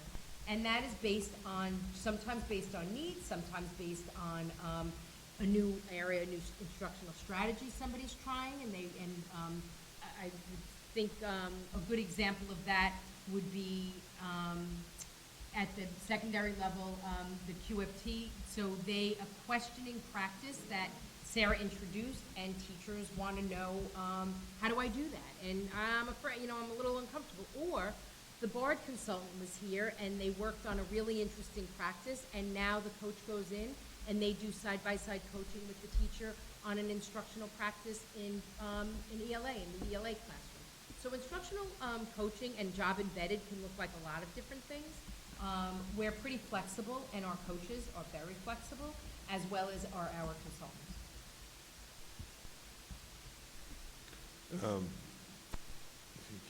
Can you talk a little bit more about, like you talked a little bit about choice, teacher choice in November, and how you've devised some of the, one of the standards talks about data driving professional development. So can you talk a little bit about, or can maybe some of the building level folks in their planning, professional development, can you talk about what data you use to sort of define your professional development offerings? So we don't use data currently, so I thought I actually said that.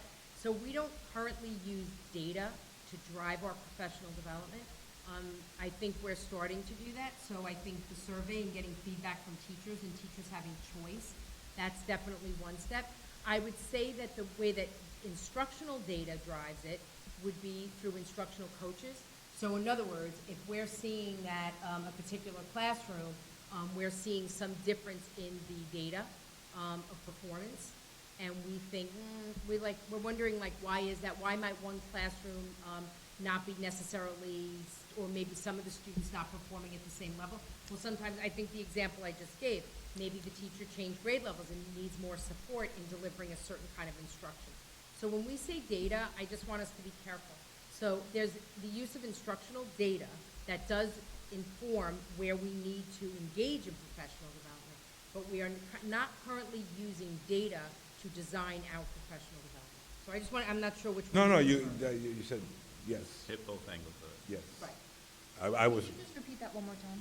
So in other words, there's there's data that we're using to make decisions about what work that needs to be done.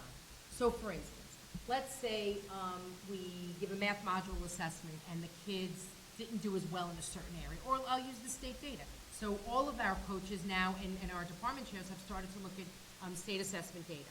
So that would be an example of, well, wait a minute, we didn't do as well. We noticed over the last 3 years, our kids are not doing it well in a certain standard.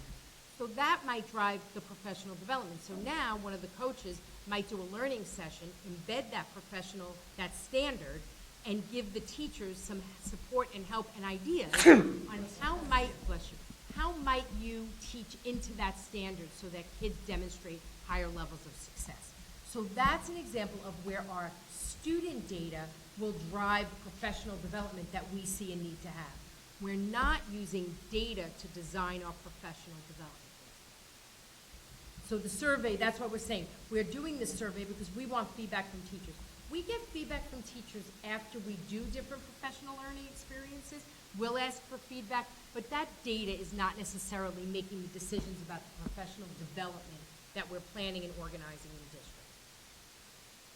At the school level, though, maybe, like, for example, like maybe at Dow's Lane, where they've been using the Ames Web, and, there's noticing patterns across different grades, and then Right, I'm yeah, assuming I'm at the saying- grade level, then Andrew would be. I said that we're not doing it for professional development. We're not using data from professional development. I said we're using student achievement data. Okay, good. We're not using data from professional development. Does that make sense, Marie? Yes. But I just had to hear it a second time. Yeah. This is less of a question and more for the board, I know, because we've heard it a bunch of times this evening, but with BARD and Metamorphosis and the multiple consultants that we use to a really good advantage for our teachers, I think it's really vital for a plan that, that should be robust and strong, is to talk about, maybe this is a weird way of backing into the goal conversation again at some point, but the idea that there is an impact on student performance, not just teacher practice, because I know you touched on teacher practice.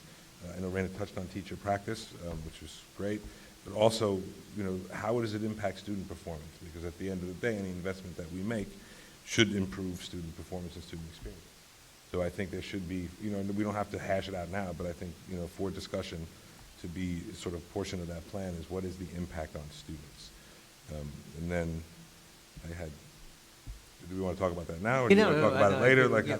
how do you- Well, let me take that for a second. I mean, I agree. I think as a board, one of the things that we've been consistent about is answering the how we know question, and, and I think, as some of the charts, that we've developed so far start to get to that, I think the expectation, I think from talking with everyone on the board, and correct me if I'm wrong, is that at the end of the day, for programs like BARD and Metamorphosis, there will be a similar slide in the plan which will talk about what are we looking to accomplish with the program, and how do we know that's having the desired impact, both from an instructional standpoint, to the extent there is a student-focused measurement, whether it's observational or tangible, to have that as part of the overall plan, so we can understand what we're trying to do, and can it be measured, and how could it be measured. I think that the idea that the outcome or the evidence is going to be, it's going to look different for different types of activities. So there's going to be things that are going to be maybe able to be measured in a quantifiable way, and then there's going to be other observational, anecdotal data, other that is outcome-based in looking at the product of something that is either being observed or produced. So I think when we have a completed plan, you're going to see a litany of different types of outcomes. So, and work is all an evolution. So there's initial pieces that may be focusing on instructional practice that may ultimately correlate with student performance outcomes or student growth outcomes, but we may not see that in a year one or a year two. It depends on the nature of the activity or what the particular objective will be. May I add to this line of questioning in maybe a slightly different way? I think we've all heard about the consultants that are here in Irvington. We know that many other districts, most likely districts our size, also use them to augment the work that they do, and they're doing important stuff.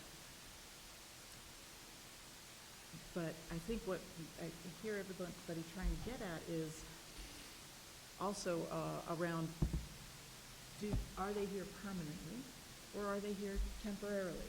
And I just wanted to make that question explicit, because like Chris was just saying, what Dr. Harrison was just saying, maybe not in year one of looking at professional development, but understanding which ones are here to stay, and having a firm rationale for that, as well as which ones are temporary, is always gonna help us, because when families look from the outside, I think they don't always understand what the expectations around consultants are. None of them are here permanently. Let me just say that. Some are here longer than others, but none of them are here permanently. Then we have to go on benefits. So, but we can clarify that, right? So we can give you that time frame and the why.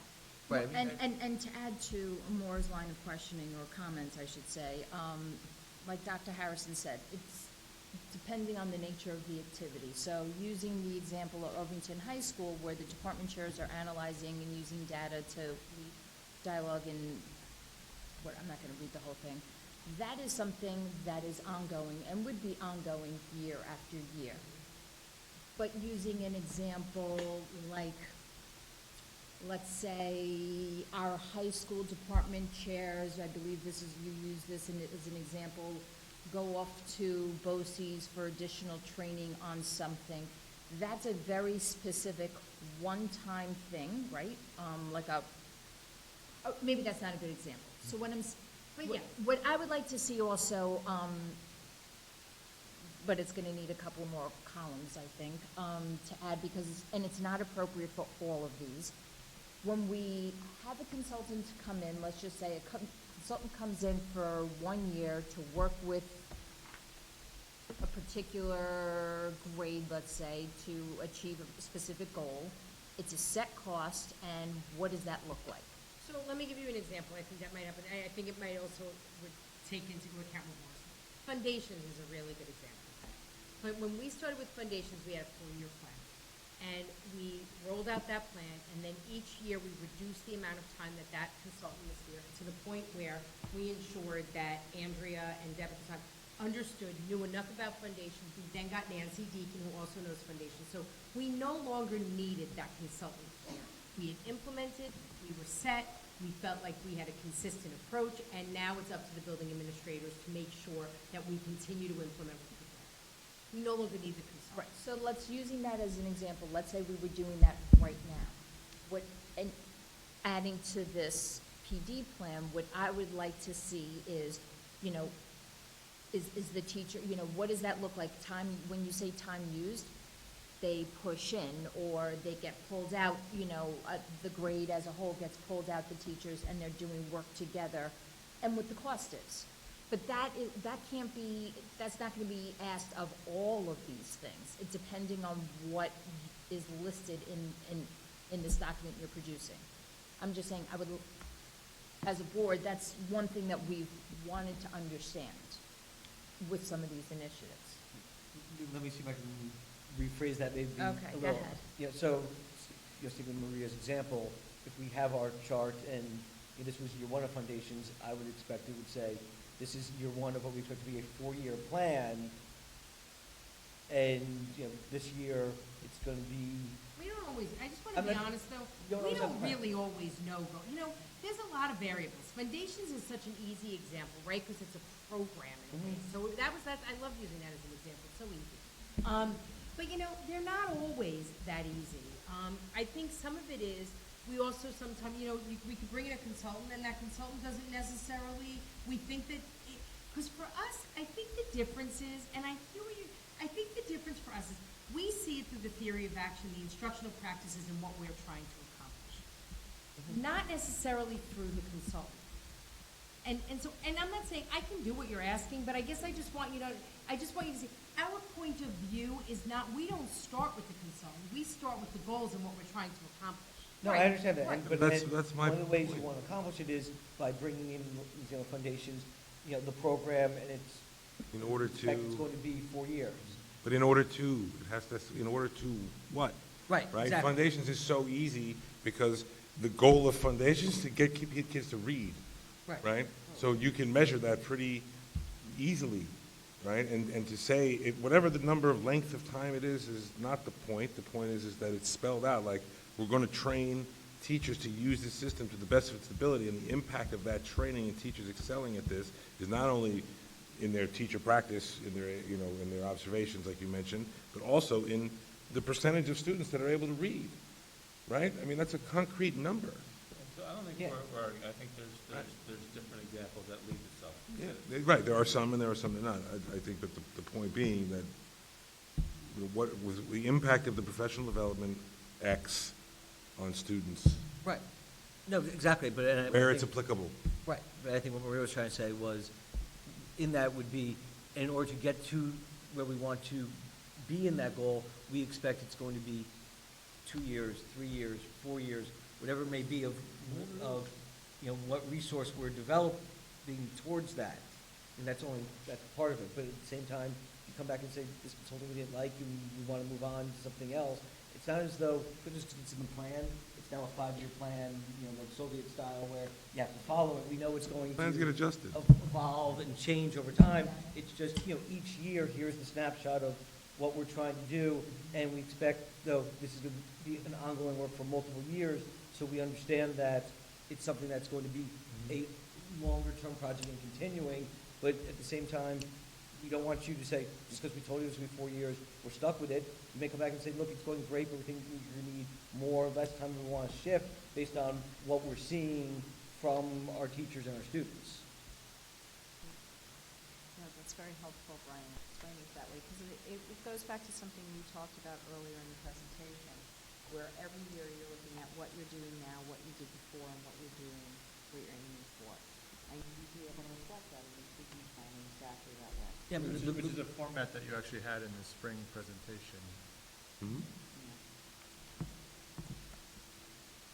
Can I jump in, or do you want to continue? Yeah, great. Yeah, I just want to say thank you to everyone. This presentation was, for me, and who I'm not an educator, one of the clearest yet around the professional learning and professional development, so it was very helpful. And I have to acknowledge that the first couple of years of being a board member, this is really the one area that in particular I struggled to wrap my head around in terms of how you were deciding what you were doing, how it was being implemented, and how it took place. So this presentation really helped. I want to take advantage, and I'm so thankful for the administrators for being present. And I guess if I could just ask a few of you some questions, maybe in the middle school to begin with. I just maybe you could give some examples of the mentors and how they're determined in terms of who's selected, and to go further in terms of Raina, you mentioned that there are some districts that have a more formal program, but to what degree there is any documentation or any expectations set around the program? So that's me, that's not the building administrator's mentor. The I mentor thought you pro- mentioned that the principal selects the No, mentors. I'm sorry, so no. Mentor program is completely managed through my office. There are mentor logs, and those mentor logs are submitted to me. see. Yeah, so, let me clarify what I meant though, Michael. So in other words, what happens is in June, we'll post, we'll say, we need mentors, and here are all the new teachers we know we're hiring, right? We need an elementary, or Dow's Lane elementary teacher, or we might say third grade teacher. We'll say a new ELA teacher at the middle school, maybe we have a new social studies teacher. So we list all of them. And you know, in not in Irvington, in every school district, any job that we're gonna pay somebody to do needs to be posted. So that gets posted, and they respond through a Google Doc. And everybody responds, and we share that Google Doc, and we start to look. So if. Just to put a finer point on it, there is a written application that they do, they don't No write anything. application. Just put their name on it. Yeah, and so again, I'm gonna just say, if you think that we have people like lining up at the door to be mentors, let me. That's not actually my question, No, though. no, I'm My just question saying- is just around the protocols or expectations of the program. So there is no application. I guess I'm saying that in just a little bit to say, like, an application, we're Yeah. happy, like, we get people who I want to do it. I understand. But So the position gets posted, and they apply. So then I work with each building administrator or administrators to say, so here are the 3 teachers you have. We have 1 person for each one. We talk about the person. I mean, if the person was not successful like previously, like, we don't just say, okay, you can do it again. and how would that be understood? What do you mean? Whether someone was successful or not? Whether they were able to support the new teacher.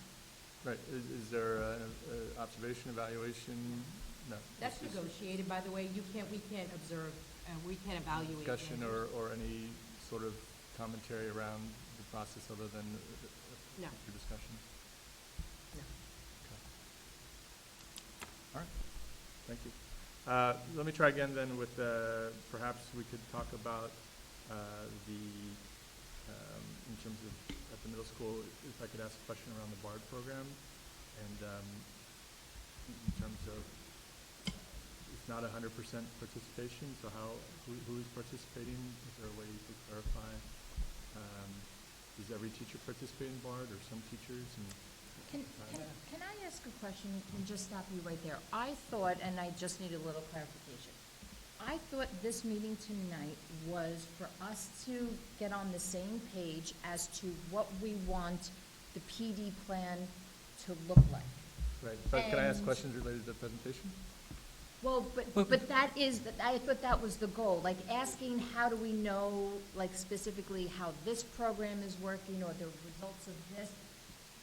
That's a different, I thought that was a different conversation. I thought we were going to get, because there's been like all these side conversations of what a PD plan is, that we I were don't think I was having- in the side conversation that you're talking about, though, so I have the presentation, I have questions related to the presentation I wanted to ask. Right, but But these were just examples of what the plan would look like, not necessarily that we're asking questions. Can I help him rephrase?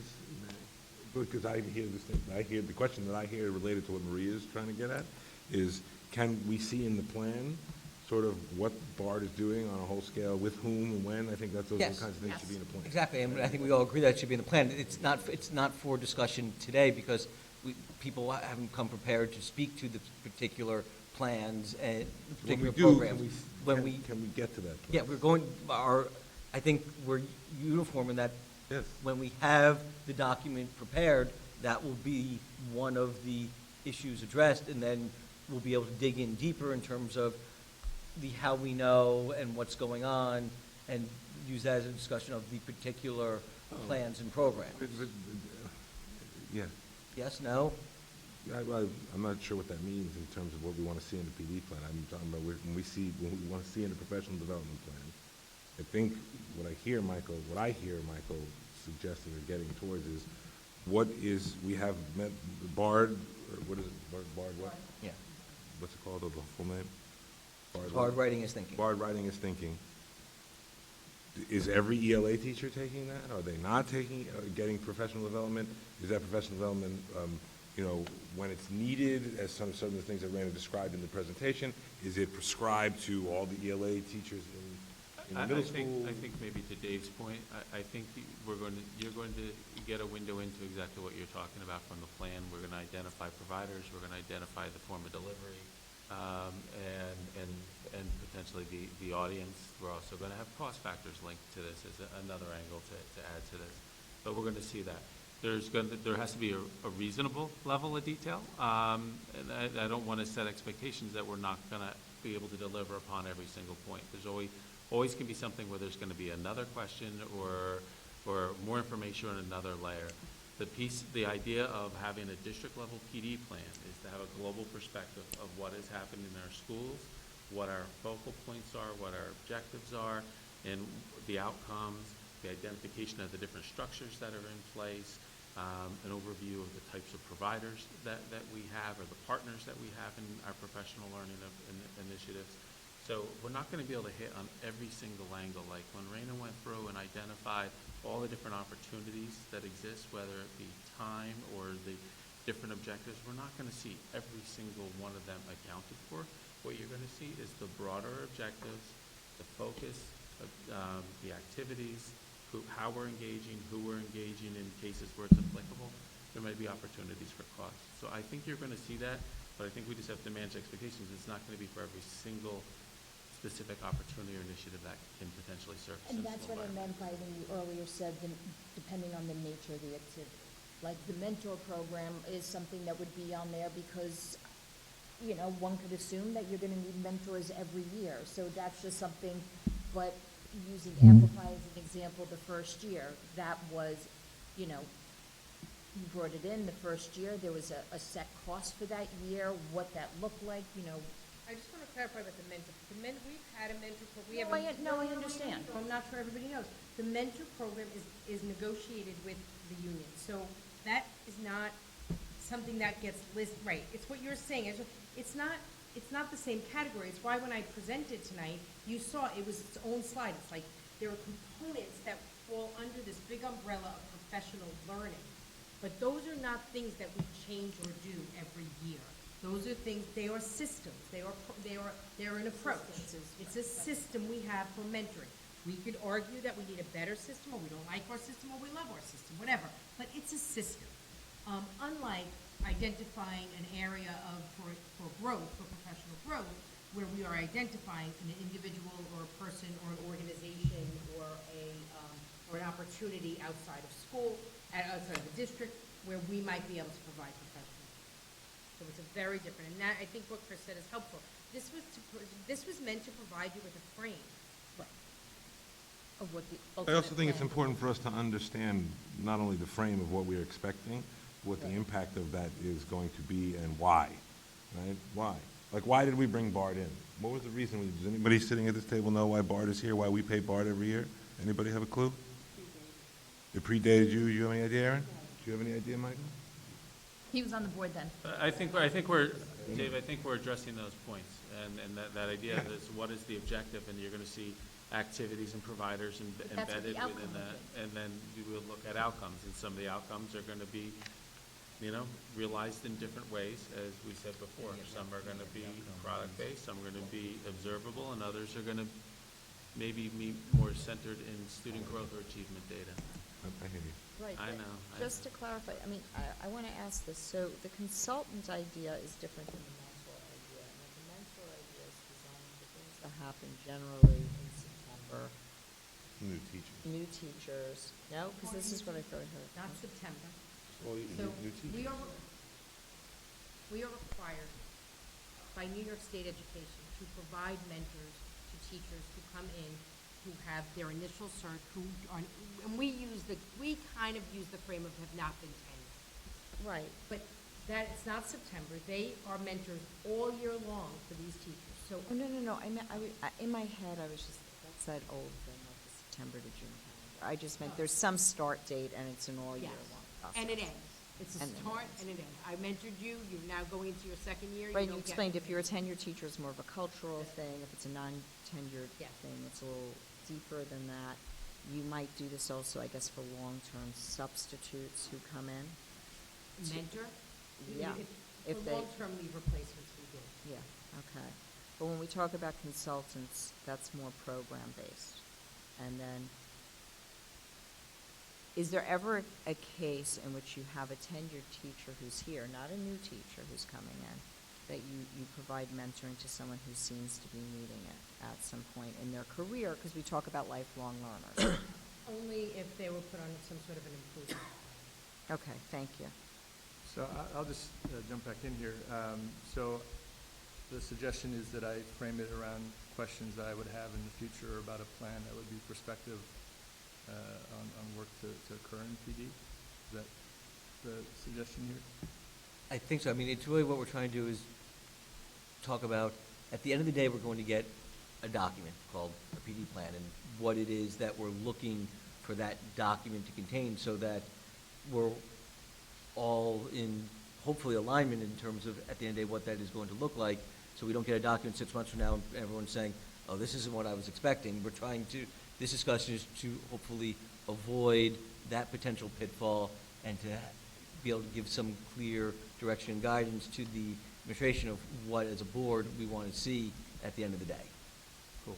So I guess one thing I'd be interested to hear about that we didn't necessarily mention, but I suggest, I suppose is inferred by some of what was on there, is how we'll continue to use Rubicon Atlas in the work that you're doing around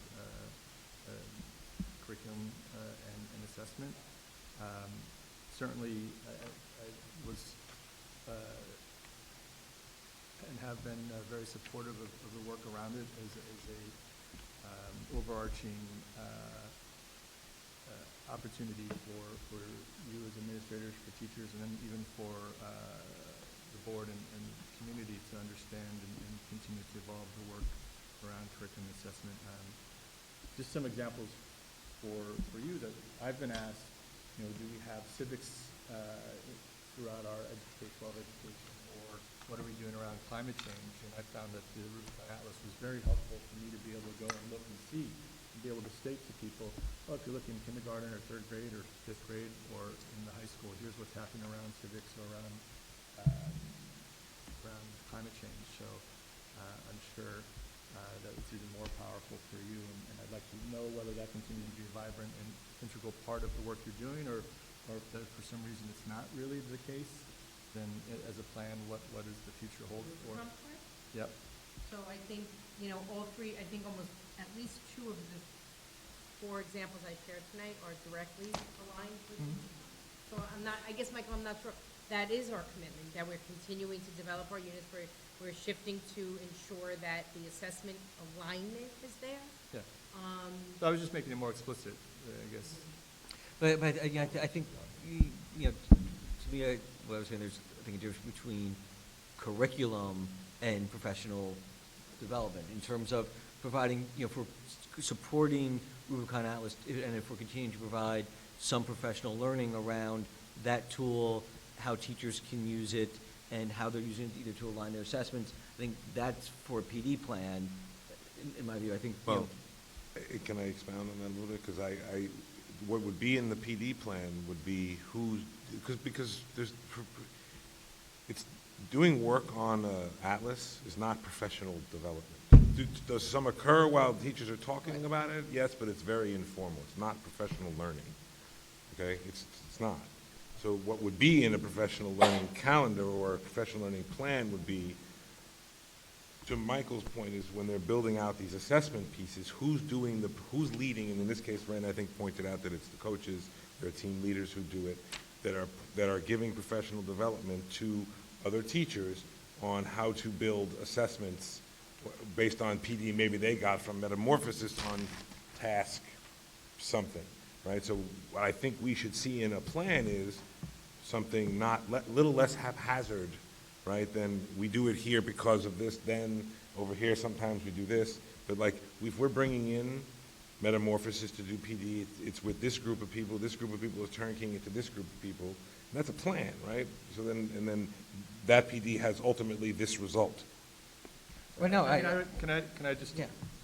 what my understanding has been is that if you do professional learning or you bring in new curriculum or have an initiative, and then take advantage of PLRDs to talk together as a group, and then as a faculty member or small group of teachers go and work on a curriculum unit or a new piece of assessment, that would be reflected in the Rubicon Atlas. If not, where is that work reflected? So I guess. But I think we're. I mean, I don't, what's the challenge here? No, because I think we're talking cross things. In a PD plan, you're not going to see where is it reflected in Rubicon Atlas or how is it done. Here. They just didn't say it explicitly. It says aligned unit planners. Right, but that's the, That's not professional learning. right, That's work. That's Exactly. the outcome. right, that's, That's an the- work. We're using the same word, outcome, evidence, yep. right, so at the end of the day, that's the work, but that's not. I think we're Professional learning is to get the teachers to be able to do. We need to clarify something. So that was why I started tonight by saying that we are engaging in professional learning. I'm telling you, it happens daily in different ways at different times. So yes, the outcome, you're right, it is the work. But that work doesn't just happen, and our teachers don't just know everything because they exist and they're called teachers. So it is the work, but there are layers. So for instance, on Superintendent's Conference Day at the elementary level, we are going to spend the whole day looking at assessment. We are going to, including understanding and knowing how to design assessments. It ultimately, if we're successful, is going to land in that Stage 2 planner linked to a specific unit of study. So the professional learning, when done well, becomes the work. There are times where, you're right, if I'm just sitting with a colleague and we're working on a unit, I wouldn't call that professional learning. But if as a result of working on that unit, I go back to my building administration and I say, you know, I'm realizing I really could use some support in really developing stronger formative assessments. My assessments aren't really doing what I wanted. And now we design a session, whether that's with an instructional coach or faculty meeting, someone goes out. Now they're engaging with, wait a minute, how do I hone my practice in doing that? Then it translates to actually doing the work. So in a good school environment, those two things are always moving in and out of each other. They are never living in isolation. And so I think we want it to ultimately result in the work. Because otherwise, what was the point of doing the professional learning if it doesn't result in the work? So you're all right. Thank Well, you. I think you're right, Raina, and I I appreciate thought what maybe I you. could end on that note. You're all good. You're all right. I think, as we referenced before, I agree with what Maria was saying, and there was an example with just in general, that to set expectations about how long an initiative might take. So, you know, you said foundations is easy. Maybe the standards one at least have goal lines that you're trying to hit. So, you know, we're in year 2 of, or 3 of social studies, and year 1 of, you know, some other change. So it's good to note that for our purposes. I'll start to wrap it up here. And I guess I also like just to not lose sight of the format you used in the spring, which continues to say the work is done, where we're at, and what we expect to come ahead. And as Brian said, that continues, and as you say, it continues to evolve, so we understand that. But it's good at a place and time to understand where we are in the continuum. Let's see if there's any other last little note. Yeah, and I guess just that additional level of detail of, I would have thought I guess one miss I had before is all teachers were doing BARD, but I seem to hear, in our PD plan, to have a sense of how faculty will be impacted in terms of their participation or how they'll come to learn about it. And certainly, as you say, like with foundations, over time, other people are doing it rather than someone bringing it in. So, thank you. Apparently, I didn't get the memo, but I look forward to the work you do around the PD planning. Can I add one thing to what Michael said that I think is along the lines, Brian, of what you're getting at? But if I look at the grid, I think what Michael was saying was adding the who that's participating in each one of these, which would include BARD or Metamorphosis or whoever the consultant or people are that are participating and or leading the training. I think that would just be helpful for us to see. The who. Does that make sense?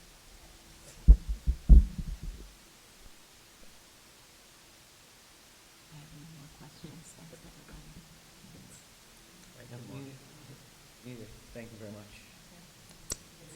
Good night, everybody. Thank you so very much. Have a great evening. That means run for the hills.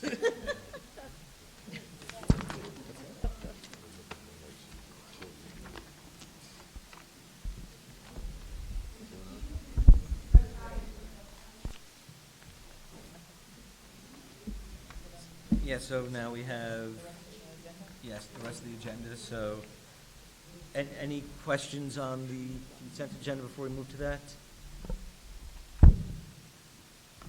Okay, so then can we get a motion to accept today's consent agenda? So moved. Second? All in favor? Aye. Want to acknowledge some of our retirements. Ms. Patino, Mr. Costabile, Ms. Druzik, we thank them all for their long-term service in the district, and we'll obviously have a time later in the year to celebrate them and their accomplishments.